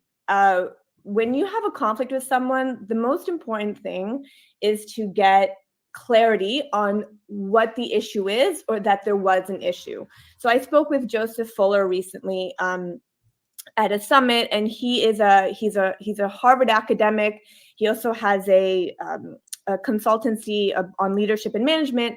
And he told me that one of the first things you do if you get into a conflict with someone at work is you point it out. You say, listen, I heard you say this. Why does what you said make sense to you? And he explained to me that the importance of doing that is to, first of all, make sure that you heard what this person was intending on saying. Because so many times someone says a thing and you hear it and you put your own spin and interpretation on it. And in fact, it's not at all what they meant, right? So by just immediately saying, hey, this is what I heard. Why does this make sense to you? It gives them the opportunity to clarify or to indeed confirm that you heard what they said. The second thing is to start documenting everything immediately. So in an ideal world, right, you hear something and you're like, uh-oh, this is problematic, but you can crush it and solve it quickly, immediately. And you move on, and now you're close friends with this person, you've been through the fire, and all is well. There are cases where that won't be the result, right? A conflict escalates and God forbid HR is involved. The truth of the matter is this is your job. And if a conflict goes haywire, there are so many consequences to that. So my advice is to document everything. And I'll give you a very quick example of this. I had a coworker who I asked them to do something that might take like a couple hours. A week goes by, this coworker still didn't do it. I wasn't her boss, but I was her senior. So I followed up like, hey, where is this thing? Oh, I'll get it to you, I'll get it to you in a couple of days. Another week goes by, still hadn't been done. Just a reminder, I followed, just a reminder, can you, yeah. And the third week that she hadn't done this thing that would have taken only like a couple hours, I was a little bit more terse. Hey, you really should have, I've been expecting this, it's been 3 weeks. At that point, the war in the Middle East had just started in Gaza. And she writes back, there is a war happening right now. I have family in Israel. How could you be so insensitive?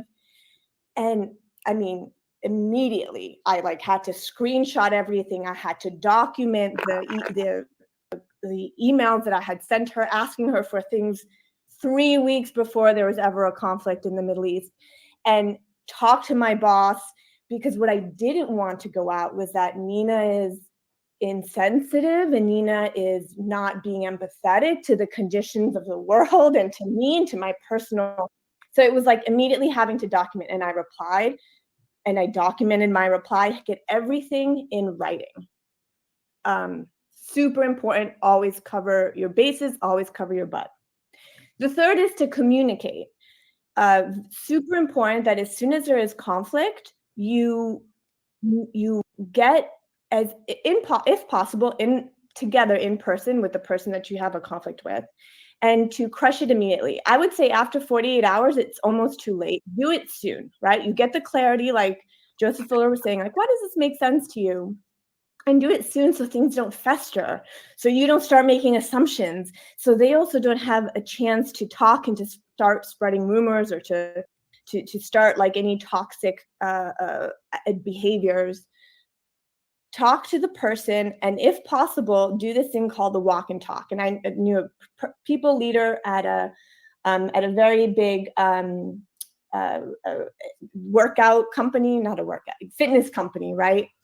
And this person said, like, never underestimate the power of the walk and talk. So instead of having a one-on-one with someone sitting down at a desk where you're facing each other and it's a little confrontational, or even worse, via Zoom, go for a coffee, walk down the hall, go around the block and have the conversation about, hey, this is what I heard. Can we get to a common ground?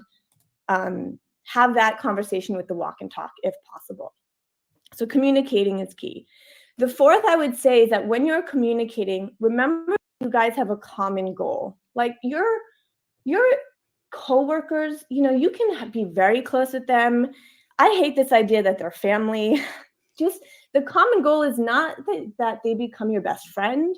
The common goal is not that you guys really like each other at the end of it. The common goal is whatever the business objective is. So you don't have to like this person you have a conflict with. It doesn't matter if you think, they're rude or whatever it is. You have a common goal, you have a conflict. How do you move past this conflict to get to the common goal? And I would say fifth is to focus on the problem and not the personality. I'll give you another example. So I was interviewing someone very important, and it's important for me to stay focused. And I had a colleague who was consistently during the recording, during the taping, interrupting. Would interrupt to give feedback or interrupt to give notes and whatnot.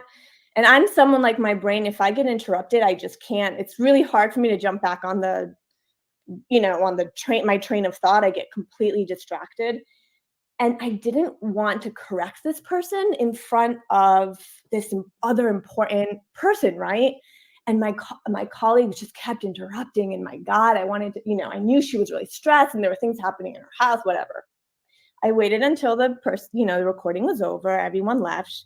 I thought the recording went horribly because I was consistently interrupted. And I said, hey, listen, I know you're really stressed, and I know that there's a lot going on, and maybe I didn't prepare you properly for this recording, but like next time, could you please stop interrupting, or what can I do? I thought that's, I'm being empathetic, I'm being kind, all of that stuff. That was the wrong way to go about it. The right way to go about it was just get to the problem. Hey, next time, please don't interrupt. It's done.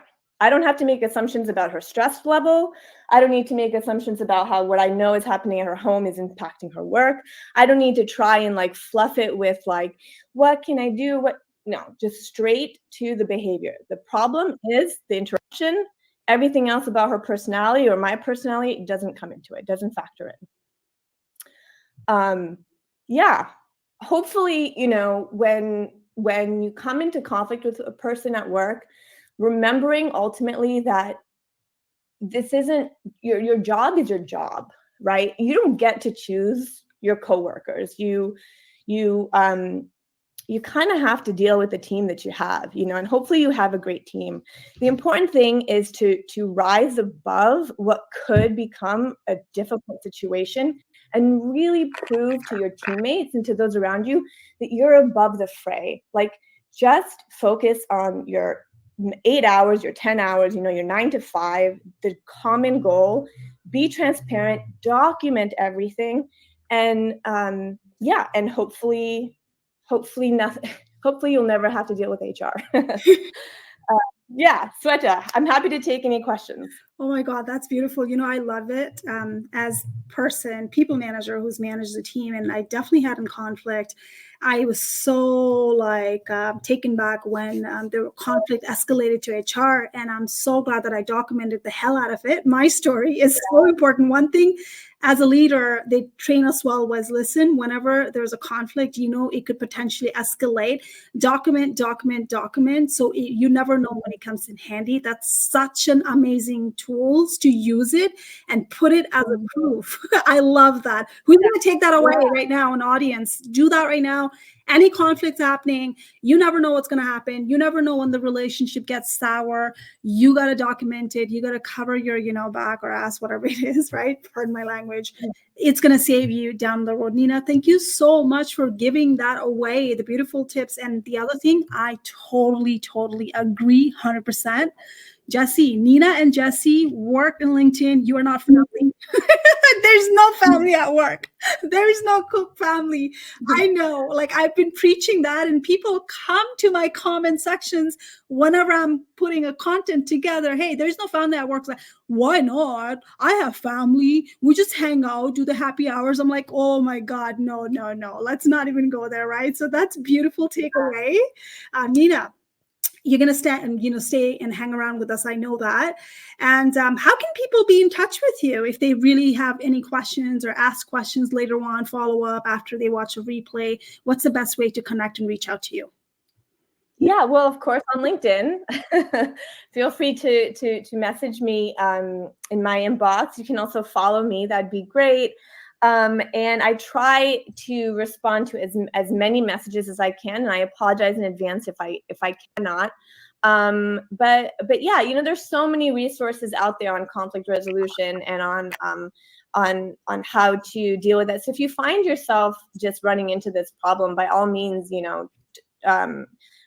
find those resources. And also I would just lastly encourage that if one thing that I had to do is I had to talk to someone close to me and be like, hey, I keep bumping heads with people. Like, there's a pattern here. Is it me? So I think it's always really important that if you find the same thing coming up again and again, to do a little like looking into you. Are you a little impatient? Does it make sense in your head, but then when you say it, it comes out very differently? Just be, have the self-awareness to notice the pattern if you are constantly coming into conflict. And again, just a reminder that if you work in corporate America, you are completely dispensable. And the most important thing is that you show your boss and that you show your teammates that you are there for the goal of the company. You are not trying to ruffle feathers, and you're not trying to spread negativity. You're there for the goal of the company, and that's it. So connect with me on LinkedIn. Stop. This is the best thing happen in Canada. Like when I saw his name, who has his name, the South Asian name, he is a news editor in Canada. Best thing ever in Canada happened. This team is so amazing, guys. They're so cool. And when we got designated Canadian news editor, I was like, oh my God, this is the best thing that happened, right? And he curates the news content and members post on the platform. He also produces special report like top companies. Have you seen the top companies in Canada? That's him doing it and his team, okay? And jobs on the rise as well, labor trends and like any job seekers, any career related material. He's brilliant at it, producing the data and working on it. He's been working in business news for more than a decade, previously with Yahoo Finance and CBC News Network's business unit. Jesse, such an honor to literally welcome you in Canada from LinkedIn News community. Thank you for joining in. How do we get featured in LinkedIn News? How does one get featured? How do you pick them? Yeah, well, first of all, thank you for putting on this event in such high praise. So I'm the first Canadian based in Canada to be hired in the role, but we do have Canadians abroad in London, and we have a Canadian in New York and a Canadian working on the US team, but I'm the only one based in Canada solely focused on Canadian news. So how do we get featured on LinkedIn News? So just quickly, I want to tell everybody our mission here. It's to build the voice of the global workforce through news, ideas, and community. And one of the ways we do that is through storylines. I'll tell you in a second what a storyline is exactly, but LinkedIn is a place to exchange your knowledge, your information, your ideas, all of you guys listening and on the platform. And while other platforms are pulling back on news, we remain committed to it. So just want to make that crystal clear. So what is a storyline? If you are on desktop right now, you probably see a list of trending topics on the top right-hand corner. There are other ways to get at them, but basically a storyline is a brief synopsis of what the story is, a news item that's condensed down to 89 to 95 words, so that you, the member, can basically pick up what this story is about real quick. Everybody's busy, working professionals on the site or looking for work, of course. And then underneath, you'll see your posts. So if there's a topic of interest in the news, I go through the platform and look for what people are saying about it. And I handpick topics, the posts that I think are most relevant, the best content. I'm not looking for politics. I'm not looking for mudslinging. I'm looking for being adults on the platform, thoughtful, respectful responses and commentary. The other place you can see these storylines is on mobile. If you go down If you hit search, you can search and they might pop up, or if you scroll down under your search terms, you can see the whole list there. And there are other ways that members can get at them and that we amplify the voices in these storylines. One is targeted notifications. So we can send a storyline as an individual notification to members based on your specific profile. That could include companies you follow, where you're located, your particular industry. For example, if there's something going on in the with doctors, we send that to the healthcare professionals. If there's something going on with students, we could send that to higher education. So it's catered to you. To the other places include the daily rundown. Every morning, if you look at your notifications, you'll see something called the daily rundown. It's got a rundown of 6 or more topics to start your day, news topics. And in those news topics are made up of storylines. That's where another place where your posts can be seen. The other one is the evening wrap up. That's our, as the name suggests, in the evening, our host in the US, John Abel, I fill in on occasion. We send out a video outlining sort of the day's big stories, including a member comment, brief in about 2 minutes, get you caught up on everything you need to know. So what types of stories do we feature in our as storylines? So we're looking for business stories, workplace stories, again, not political, anything of interest to professionals. Workplace stories are obviously a big one. LinkedIn has roots as a job site, although it has evolved into much more today. If you want to know what kinds of stories as examples, you can check business news sites like the Globe and Mail, Globe and Mail's Report on Business, BNN Bloomberg, Yahoo Finance, Reuters, and the business pages of places like CBC News, Global, and the Toronto Star. So with that said, what do I look for in posts? I want thoughtful, insightful commentary, longer than a sentence, one or at least 3 sentences, but the more the better. Don't, be precise. You don't need to ramble on, but one or 2 sentences isn't quite what I'm looking for. I want a little bit more meat on the bone. And definitely don't just copy and paste from the article. We want your insights. Copy and paste doesn't add anything to the conversation that's not already in the article. So in that vein, don't really just summarize the article. I've already done that in the blurb, in the storyline, in the text. So, but we want your thoughts. We want your insights. And that doesn't mean you don't need to be an expert to give your thoughts. We want to hear your experiences, what you think about something. If you're a professional and it is a topic in your field, hey, that's great. If it's something about the banking industry and you worked in banking, your firsthand experience is great. If it's an economic indicator like jobs and you can talk about the data, great. But if you're a job seeker and you want to share your experiences, or if you're somebody who's hiring, your experiences about what you think about the job market, that's also great. So how do you let me know that you've posted? Well, first, I'm searching. It's a big chunk of my day is what I'm doing, is I'm going through the platform.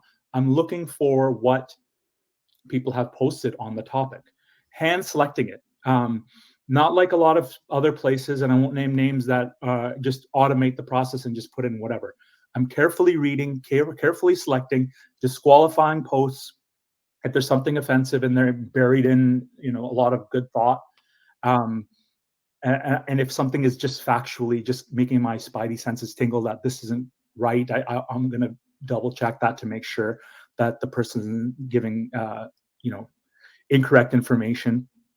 But really, it's your ideas. How do you let me know? One of the best ways is to tag me. If you see something in the news module that you want to weigh in on, after you're done your post, tag me. I mean, just the other day, Sweta's great at this. There was a topic about a mismatch with international student job workers. Well, international students basically were being brought in to study business, but our need here has been more health and the trades. So there's a jobs mismatch, and that's a top international students is a topic near and dear to my heart. It's something that I come across in my community as a South Asian, but also where I live in the Peel region and the GTA, we've seen this firsthand, the impacts. And there's a lot of economic data now coming out about is it actually, is it beneficial? And we're learning about how students are being exploited and how some of these colleges aren't providing what they said they were going to provide, and how the system is in need of an overhaul. So this is a topic I cover quite a bit, quite extensively. So for the community, if you see news in that vein, there's a good chance I'm looking at it. But so yeah, tag me in your posts. You can create an original post and tag me. You can reply to somebody's post and tag me. You can share an article and include some of your thoughts and tag me. You can also DM me. Maybe I'm covering it, maybe I'm not. Maybe it's not on my radar yet, but by you letting me know about it, possibly it's something we as the team will pick up later today or maybe another day. We're not necessarily looking for the obscure. It's topics that are sort of top of mind, water cooler topics that you'll see on sort of the front pages of the business pages. So yeah, that's kind of my thing. If you have any questions, and if you want an example, Sweta does a great job of with her posts, offering her insights, her experiences, and you will see her frequently featured in storylines. Oh, isn't that great? I know I've been lucky enough. Just honestly, I think these are the strategy I've been applying from, on LinkedIn from days before Jesse as well. And when I saw my comments and my posts were featured, I got so motivated. It's like, oh my God. And until this day as well, every day when I see that cup, your name has been featured, your post has been featured by LinkedIn news, I get the goosebump. I'm still like, I want that more, right? Because I feel like I'm advocating for issues that normally people are not going to be advocating, Jesse, for the issues like that, foreign student, newcomers in Canada, lack of Canadian experience, what South Asian go through, what immigrants go through and everything. It's really hard. People don't actually want to ruffle the feather of colleges, universities, or, people at the top. But I do that because I have nothing to lose. And I'm here for a reason, which is, hey, I don't have to please anybody, my bosses in corporate world. This is why I'm here to advocate. And I'm so honored that LinkedIn News features the post that matters to me, my comments that matters to my community, immigrant community, newcomers, and South Asians. So thank you so much for amplifying my post, my voice. And I think today I am who I am because of LinkedIn team. It's on the record right now. You can tell it to Andrew, everybody. Yeah, I mean, it's there's been an interesting transition. There was a period where it was almost taboo to even talk about the problems associated with the program. I mean, it's not meant to be a sort of anti or pro immigration and students, but more and more economists are doing a lot of deep diving into the effects, and more students are even giving their accounts, and more information is coming to light about the exploitation that's happening with a lot of these so-called colleges that are nothing more than hole-in-the-wall establishments meant to just lure unsuspecting students here and basically taking their money. Yeah.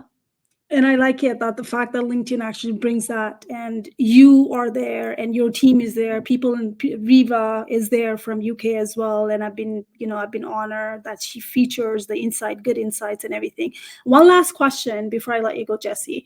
When Sure. you feature, what just, I know a lot of people are going to ask you probably this question, or they probably have this in mind. When you pick the post, do you actually go in their profile and take a look at it and see if they're an expert, or if they want to be expert or expiring? What kind of background you look for experience wise? So for those people who are thinking right now, I'm nobody, I'm not going to do it, my post's not going to be featured. Like, what are you exactly looking into the profile? How branding is important when you want to feature someone? Can you tell us more? Definitely. To be honest, it's not super important to me. I want your opinions, your thoughts, your it's almost like an unconscious bias, right? Like if I look at your profile and I don't want to think to myself that, oh, who is this person to have these thoughts? If I know that you are an expert in your field, certainly it draws me to your post. Like if I see an economist that I know that I respect is weighing in on a topic, I mean, that definitely, right? But if I don't disqualify anybody's post based on what their job is or what their educational background is, if you have good thoughts on something and if you have something important to say, I'm here for it. I am certain now, if a CEO of a company that's in the news is posting on LinkedIn, that certainly gets my attention, right? Because this is the person specifically. Like if with all the problems that TD is happening, I'm constantly looking at the CEO's LinkedIn page to see if he's posted, because I'd love to highlight his take, right? The Loblaw CEO per bank is one of the few CEOs that openly posts on LinkedIn and nowhere else. And Harley Finkelstein from Shopify is another one that posts a lot here. So that is one thing, but generally, no, I don't disqualify anybody's posts or thoughts based on their profile. The only thing is that if something looks a little bit odd, like a post has just a lot of like emojis and weird kind of formatting, that might raise my alarm bells a little bit. I'm just wondering if this is just really like very AI generated. I know AI doesn't mean disqualified, but if it's just some sort of program that's just spitting out posts every 2 minutes using some sort of algorithm, then that's not necessarily human touch that I want to sort of give amplification to. Again, nothing wrong with that on the platform, but for the purposes of a storyline, really we want members weighing in with their thoughts, their experiences, and their views, and in that sort of exchange. Oh, that's great, because I know a lot of people are using AI. There's nothing wrong with it, but like when it comes to the sensitive issues, you want to hear their thought, not AI's thought. That's a great point. Give it up for Jesse. And people want to reach out to you and send you DM, whatever it is. It would be LinkedIn, I guess, right? Because you're on LinkedIn. Yeah, I mean, yeah, definitely. That's the best place to find me. All right. Well, give it up for Jesse. All right, so we're going to be moving on to the next speaker in the house, Tejal Rai. So I've seen her literally protecting job seekers on the platform with the misinformations. I became fan of her. Sometimes it gets messy, but she does it, and it takes heart and soul to fight back with the misinformations and myths out there.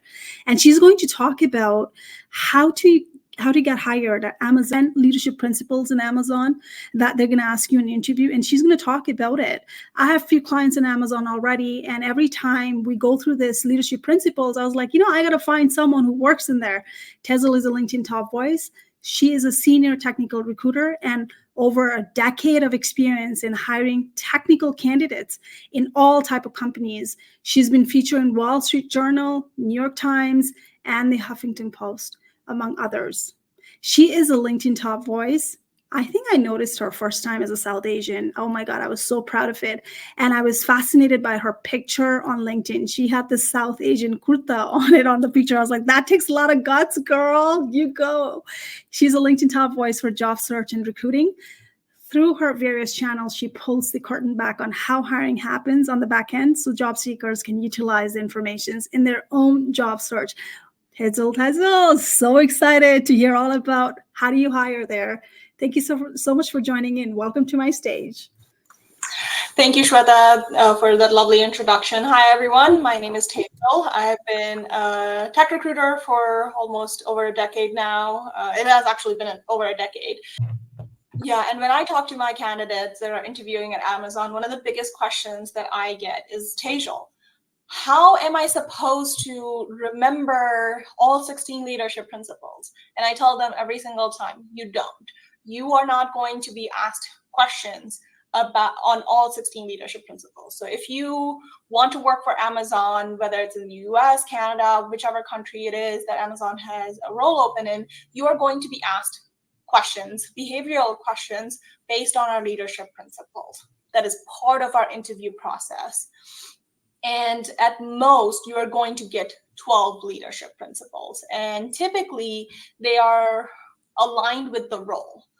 that you are interviewing for. So for example, a software engineer is not going to be asked about frugality or sustainability or being the best employer in the world. So they can all automatically, not worry about those.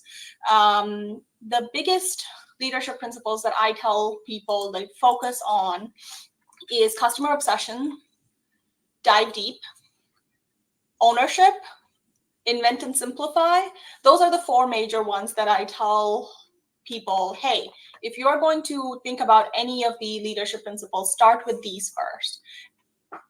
Because every role in is going to ask you about customer obsession. It is our #1 leadership principle. Jeff Bezos created this leadership principle, if I remember this correctly. And the way I tell people to plan and think about leadership principles is not to over-index on it and not to focus on it too much. Yes, we are going to ask you about questions related to the leadership principle, but what we want to know is your stories and your accomplishments, your achievements in these leadership principles. So the first thing I tell my candidates to do is start with writing out your biggest accomplishment stories. So start with a one-liner, like an overarching summary of it, and then use STAR format, which stands for situation, task, action, and result, to write those things down, right? What was the situation? What were the tasks? What were the actions? And what were the results?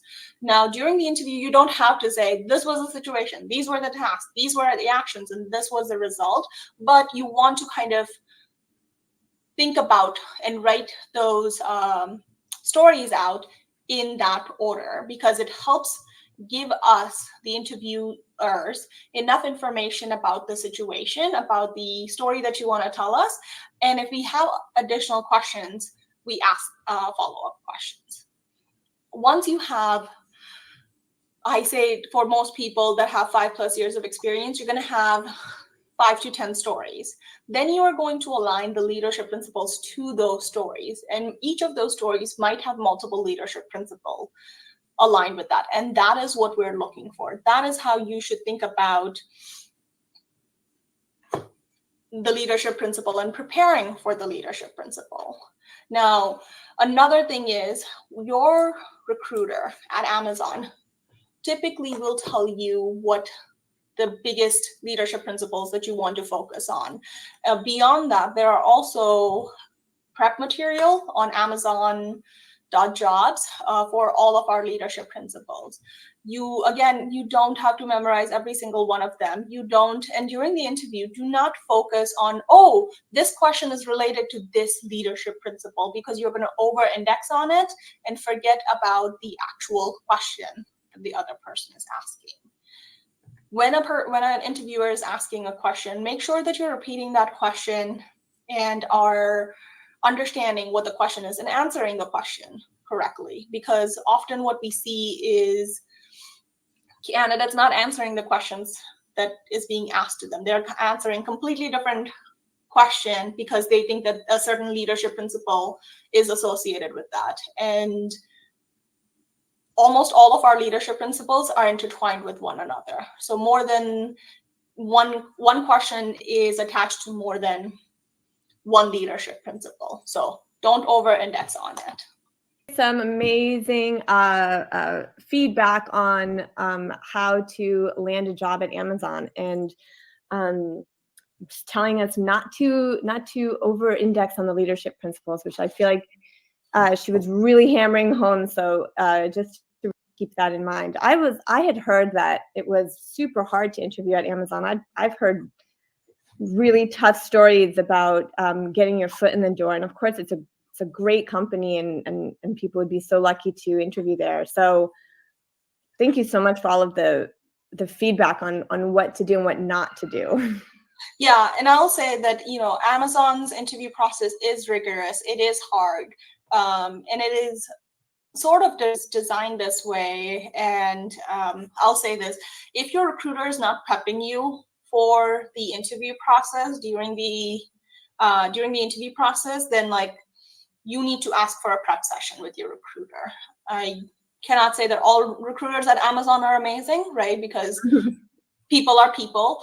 But if you feel that you're not getting enough prep, ask for it. It is your right as a candidate. And we do believe it, that you should be able to ask for additional prep. I always offer that to my candidates. I'm like, hey, after this call, review the materials, I'm sending it. And if you need another call, if you need to jump on another call, let's do it. Like, not a problem, because my job is to ensure that my candidates are successful. And in my personal opinion, not on behalf of Amazon, I will say that people that often don't succeed at Amazon's interview process is because they have not prepared enough. Remember, it's a rigorous process and it's meant to be that way. So prepare for the interview. There's very few, I would say handful of people that I know at Amazon that got through without doing any prep, like less than 5. That I know of, and I've worked with quite a few people here. So prepare as much as you can, because it is going to be a rigorous interview process. That is great. So I don't know. I think I got disconnected when I was asking these questions. Tell me if you've already repeated, so I can have it on the record on my live as well for replay. I asked you one question was, a couple of my clients, they got written interview and then they were exactly the similar one, nothing different, leadership principle with the example on it. And they were given the written test, and then later on follow-up was the panel interview. Is that the normal process for everybody, or does that depend on the type of role that they're targeting? Yeah, it will depend on the type of role that they're targeting. Typically, if they have there are certain roles that have a certain types of assignments, right? So a software engineer is likely not going to go through a written assignment. They are going to go through a lead code type assignment. But say product manager, program manager might have a take-home assignment, which is a writing assessment, and then they will look at your writing assessment, and the leadership principles during the interview process is a little bit different questions than the writing assignment. Got it. So people would have an assignment depending on the role. So now on that assignment, can people share the sample, or do they have to commit with the assignment that Amazon's giving it to them to stick to the sample? Yeah, whatever the assignment is, there are typically prompts to that assignment, and they have to follow the prompts for that assignment. Got it. Okay. Anyone has any questions to Tazel right now? You know what? She works in Amazon, guys. If Amazon is the company that you're targeting, this is probably the right forum to ask questions for making that happen right now. She knows it all. She's been a recruiter for years. And thank you, Tazel, so much for coming in. Connect with them, follow them, ask them questions. This does not end here at all, guys. I don't want you to end this here as an audience, as an attendees, all right? Because this journey does not have to be stopped right now. I have free webinar coming up, career and job search webinar coming up on May the 29th. My team's going to drop it on event details, how to get free access to it. I've never shared this to anybody else before. The first webinar ever, I'm doing it. teachindu.com/webinar. You can go and see my profile. It's all over painted for you. Go ahead and put your name on it. There's a limited spot on it. Just because you're here today, I'm breaking that news to you. You're going to be part of it. Come and show up if you're looking for that dream career, if you're looking for that job search as well. That you're doing a great job. And thanks to all the speakers for what they shared. TJ, you mentioned about the 16 leadership roles and competencies, so to speak, that Amazon tend to seek from the candidates. So all of those shares that you share. Thanks, Bukhari. Thanks so much for that question. So Tazel, go ahead and take it, because that's directly related with your field and what you do. So what is it that you look for on a resume? Is there any software tools? You know, there are a lot of myths out there. This is time for you to educate and enlighten job seekers. Yeah, I'll preface this with, I don't know. So every country that Amazon operates in, we have to follow that country's laws around employment, around labor laws, and all of that. So I don't know how it happens in UK, because I don't recruit candidates in UK. I can only speak on the what I look for in US candidates, right? In US, Amazon is bound by something called OFCCP compliance, which means, which is essentially a long-term acronym for we work with the government of the United States, and we have to follow certain rules and regulations, which means if a candidate is not meeting the basic qualifications of the jobs that are listed in the United States, we cannot consider them for that role. They have to meet the minimum basic qualifications of that role, right? So whether it's 3 years of software engineering experience, 2 years of system design experience, or if it is 5 years of technical recruiting experience, to follow those guidelines. Amazon in the United States, we don't use any filtering software. That I know of, it's not a thing for us. And when I'm looking at a resume, an applicant that comes through, I'm looking at whether they are meeting the basic qualification. That is it. If they meet the basic qualification, I move them on to the next step. Perfect. So the resume branding is the key. Make sure you're qualified. That's what I'm hearing. And make sure it's done for recruiter. Like, recruiter cannot read the mind. If you've done it, put it out there. They're not going to approach you. Have you done this? It's your responsibility to communicate on a piece of paper, be qualified for the role, because certain roles you have to be 100%. Don't listen to the influencer who are touting it, saying that, you know what, even if you're not qualified, shoot your shot. No. Right, Hazel? Yes, correct. If you don't meet the basic qualifications of the job 100%, I can't consider you. That is the government law. That is great. So now you got it from recruiter herself. All right. Can I jump in? Yeah, go ahead. Can I jump in very quickly? So, Bukhari, one thing that I will say from I've spoken to a ton of leaders and stuff. It's really important that in your cover letter that you adjust your cover letter to the job itself. So many people will sort of one cover letter, and especially if they're applying to many different places, it's so much easier to just have that one cover letter that you send everywhere, right? What you want to actually do is to tailor your cover letter to the job itself and look at the job description and use those same keywords that are in the job description in your cover letter. And in the same with your resume. So if the job is asking, leadership in XYZ or whatever it is, make sure that you put that in your cover letter. And the other thing, I'm surprised that in the UK, you guys want 2 pages.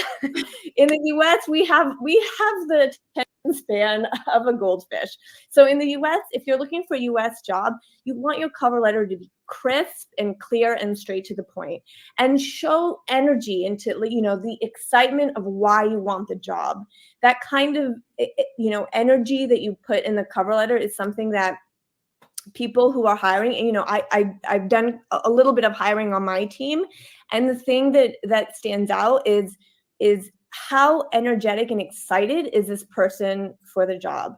And I kind of slightly disagree with the idea that you have to match 100%. I love hiring people who, they might not have, I know if it's a law, it's obviously a law, but I also like hiring people who have like a growth mentality. Like, they might not match 1,000% what it is that we want for the job, but I can see in the interview that they're excited and they want to learn, and they're going to do a good job because they're eager. All of that goes beyond like a Harvard MBA or all of this stuff. And then I'll close because I don't want to talk too long, but I will say that there have been people, we had a position, I won't say where, but that we had someone come in who had all of the qualifications, and it was almost like they were, and then we had someone who wasn't quite as qualified, and I was like, this person who has won all these awards and done all this stuff, like, I just got a sense, like, could they do the job? 1,000% they could do the job. They could run circles around the job. But I'm like, they're going to get bored. And they're going to be, and they're going to, like, you can just tell.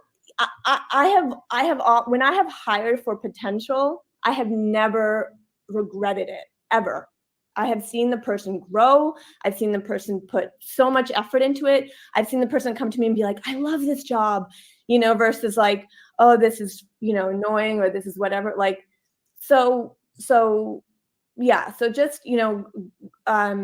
keep it brief in your cover letter, to the point, copy the same words that you're seeing in the job description, and just express your enthusiasm, and that's going to go very far. Thanks for sharing that, Nina. Yeah, so as you can see, right, Tejal says that's how the recruitment process is there, and Nina feels it a little bit differently. Again, there's no one size fits all, and as I said, like I kind of like don't like cover letter unless I have to. That's me. I'm not a team cover letter, but although I tell my clients, if you want to stand out, give it to them. If you're missing some details in resume, write the very good story, like not like to whom it may concern type of story. So every industry is different, and some government role you have to qualify 100%. So know what you can do and you cannot do, and hiring managers have preferences too, and there's always a reason for it. So Dimitra, did I pronounce that right? Please correct me. Where are you joining us from? And please go ahead and ask one question. And who do you want to ask that question to, directly to the speaker? Oh, hi. Yes. I am in Jacksonville, Florida. And I would like to ask, I don't know if I'm saying the name right. It looks like the last name is Melendez. Nina? Yeah, that's me. Yeah, ask away. What's your question? Oh, God. Actually, I'm kind of introvert person, and when I join the interview, I cannot demonstrate how well I good at my job. Even I can do my job well, for example, but I don't know how to demonstrate in words. So could you please help me to figure out what is the best advice for introvert to have a successful interview? Thank you so much. Thanks for asking. Who wants to take that question? Sonal, do you want to go there, and then we can go from anyone introvert? Thank you. That's such a good question. Not to do anything that feels different, wrong, like it doesn't align with you, and you think you have to be loud and do things in a certain way. Because the truth is, there's a spectrum. We like labels as human beings. We like putting people in boxes, but the reality is there is a spectrum. You have introvert, you have extrovert, you have people in the middle. My question was about the interview. I need help with what I'm saying or something. I don't understand. I can get the interview, but I don't get the job. So I don't know what I'm doing wrong, or if it's just that job is just not for me. If you continuing, how can you be a better interviewer? I just try to relax and be myself, but I'm not. My natural personality is kind of bubbly, right. So maybe I shouldn't be bubbly. I don't know, in the interview. Should I not go in there like I'm happy? They might not want nobody happy. They might want somebody that's not happy. I don't know. Yeah. So I think this also actually kind of ties into what Tu was talking about, and Tu, just very quickly, you say you're an introvert, but I think that it's incredibly extroverted of you to come onto this live conversation in front of dozens of people and bring your questions. So really kudos to you. Maybe you have a little bit more courage than you think you do. So think about that and tap into that. But Dimitra, I would absolutely be yourself. If you're a bubbly person, that is who you are, and that's how you should go into the interview. It is hard to interview. It is not a natural thing. Let's all remember that to sit and have a conversation with someone who is judging you and doesn't know you and is only going to have like 15 to 30 minutes to just sort of size you up. It's awkward, and it's ever so slightly unfair that that's how the system is. But the best advice I can give, and I would love to hear from Tejal or from Angie and Sonal and even Jesse, is just really rehearsing, believe just the practice of it, doing it in front of the mirror, recording yourself and listening to the recording. It's so important. And Tejal was talking about this, actually, about being really prepared when you go to talk to an interviewee. To an interviewer.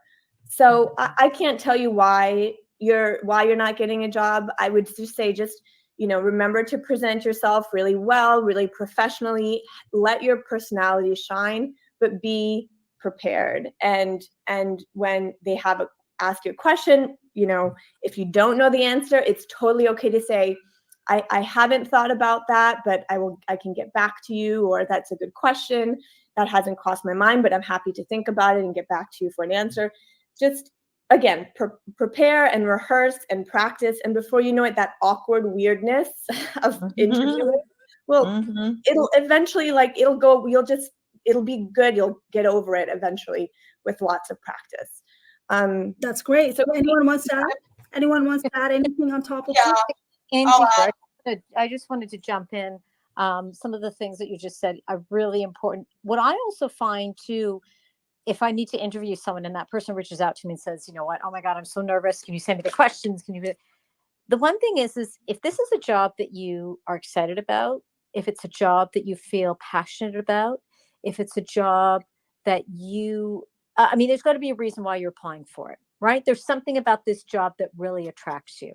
So pull what that is and ask yourself, what is it about this position that makes me want to say, I'm going to get up in the morning because I want to do this work? And then before you have the interview, yes, make sure that you prepare for it. You do your research. All of that is critically important. But talk to someone, whether it's your best friend, a family member, and sell them on why you want to do the job. Have a conversation. You can turn this interview into a conversation and not an interview. And then they get to see your incredible personality. They get to see what I like to call your shine. The only reason why you're applying for this is because it makes you shine. So show them why it makes you shine. You may not have every single check box. You may not check every box that's sort of on their list, but you're going to intrigue them and give them a reason why someone like you needs to be on their team. So talk to someone. And even if it's like reaching out even to one of us and say, hey, I'm applying for this job. Do you have a few minutes so we can talk about it? Let's talk about it.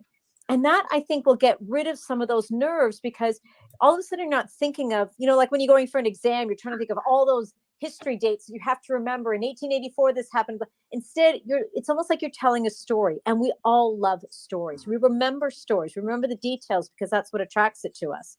So tell us your details and own it. I mean, you've got this. I mean, you came to us now asking us the question. You've already got this. You're already there. But that's my advice. That's great. Talking to the friends. I'll jump in, Sweta. Yeah, go ahead. So one of the things that I will say, whether you're an introvert, whether you're an extrovert, whether you're somewhere in between, your own labels about yourself is probably limiting yourself. In my real life, almost all of my friends are introverted, and I am what they call their emotional support extrovert. And I tell them, even when they're interviewing, I'm like, don't worry about the fact that you're an introvert. Don't worry about the fact that you're an extrovert. Worry about the question that they are asking you, and worry about the value that you bring. If you know the value that you bring to the job, to the role, that's all you need to think about. And as far as, Dimitra, your question in regards to why you are not getting the job, right? You can do everything right, but still not get the job. The thing is that hiring teams typically only have one slot, and they have to go with the best possible candidate. And you are qualified, but there might be somebody that is more qualified than you are right now, right?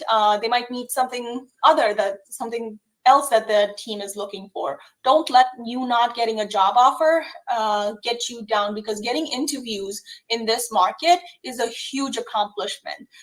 That means you're doing things that are correct. That means you're doing all of the things that you need to do, and you will get an offer one of these days. That's great. So I think you pretty much answered two questions at the same time, with two talking about introverts. I don't know. I think Sonal's not on the stage. Sonal, okay. Do you want to take that? Because you're talking about sorry, I feel terrible. You was asking a question, and then Sweta, I don't know how much you heard, because I was talking for quite a while, and then I realized I was talking to myself. But I'll quickly just cover this point, because I think this is really important. We need to bust some myths around what the definition of introversion and extroversion is. And the myth is that if you're introverted, you have social anxiety and you are shy, and you don't like people, which is not the case. It just means, how do you going to a party, getting a few drinks? An introvert will say, I recharge differently. I want to grab a movie with a blanket, or I want to read a book. There's nothing better. There's nothing worse. So every one of these things has a superpower. So it's all about, yeah, everybody will say preparation because that is key. It's shocking how many people don't prepare.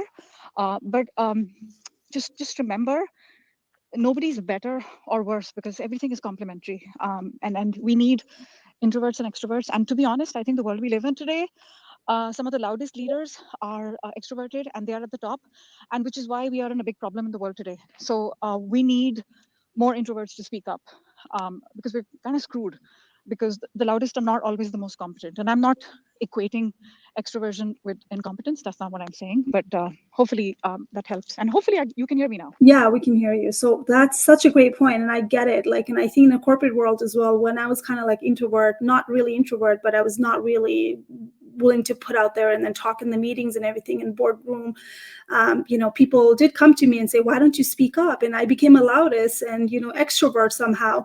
We're like, oh, then you kind of feel like, oh, you've been noticed, right? So I think that's a corporate norm that's happening right now. The loudest in the room gets ahead of the game. But like introverts, I love working with the introvert client. My son is introvert. My husband is introvert as well, right?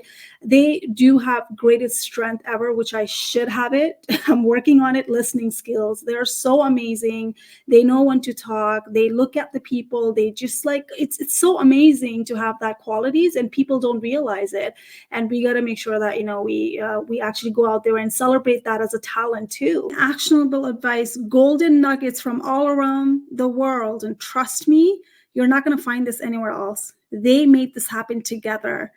They actually came in for my dream project, which is Amplify South Asian Voices. It does not have to be stopped right now. I want you all to amplify this. Share the replay, tweet about it, tag the speakers, give the takeaway, reach out to the speakers, follow them, buy their book, go to their classes, do whatever it takes to amplify these voices if you really resonated well. What part was it that it resonated so well for you? All right, so I want you to go and tag them, follow them. Thank you all for joining us today for Amplify South Asian Voices. It's been an incredible journey. I want to interrupt you. Yeah. I just want to interrupt you, Sweta, and I want to say I don't just want to thank you for putting this together, because I know it's a lot of hard work, but I think I will also speak on behalf of everybody who's here to say that your goodwill, your reputation speaks volumes, because the caliber of people who were here today, they all said yes to you, and that means something. So please take credit where it's due. Really, really good job. That's so, like, you know what? It's so beautiful to hear. Honestly, I just picked handful of people, and I got 90% yes. I kid you not. I thought about this. May is coming up. You know what? I got to do something about it. I'm done venting on social media. I don't want to do this year. I want to do this meaningfully. I want to invite the people that I'm inspired by their journey. I've talked to them. I've seen them live the dream, and I want them to be part of it. On Friday, I reached out on a DM or email where I didn't have to sell them. That speaks the volume, honestly, of the people that I'm surrounded by, who believe in the power of amplifying, honestly. And this is why I do what I do, because I've been surrounded by amazing people like you, everyone on the stage. This has been a great journey. Thank you so much for coming in. And I mean it. Speaker did it all. Thank you so much for coming in. And remember, the power of this voice lies not only in the moment, but in the ability to resonate and spark change so long after event is over, right? Let's continue amplifying the South Asian voices, celebrating diversity. And thank you all again for being a part of this extraordinary event. Until next time, keep amplifying, keep celebrating, and keep inspiring. Goodbye, everybody. This is not a last goodbye. This is the first one ever. And I'll see you probably next year. Who knows? Thank you so much for coming in, everyone. Thank you, Angie. Thank you so much for staying in until the last. Amazing job. Amazing job, Sweta. Congratulations to you. This is awesome. Thank you for inviting me. Thank you so much for being part of this amazing project. My dream came true. Thank you, Angie. You're welcome. Until we meet again, everyone. I know. Just go check her out. Podcast is coming up. I can't wait, Angie. Take care, everyone. Have a Bye, great everybody. weekend. 1, 2, 3, and we're out.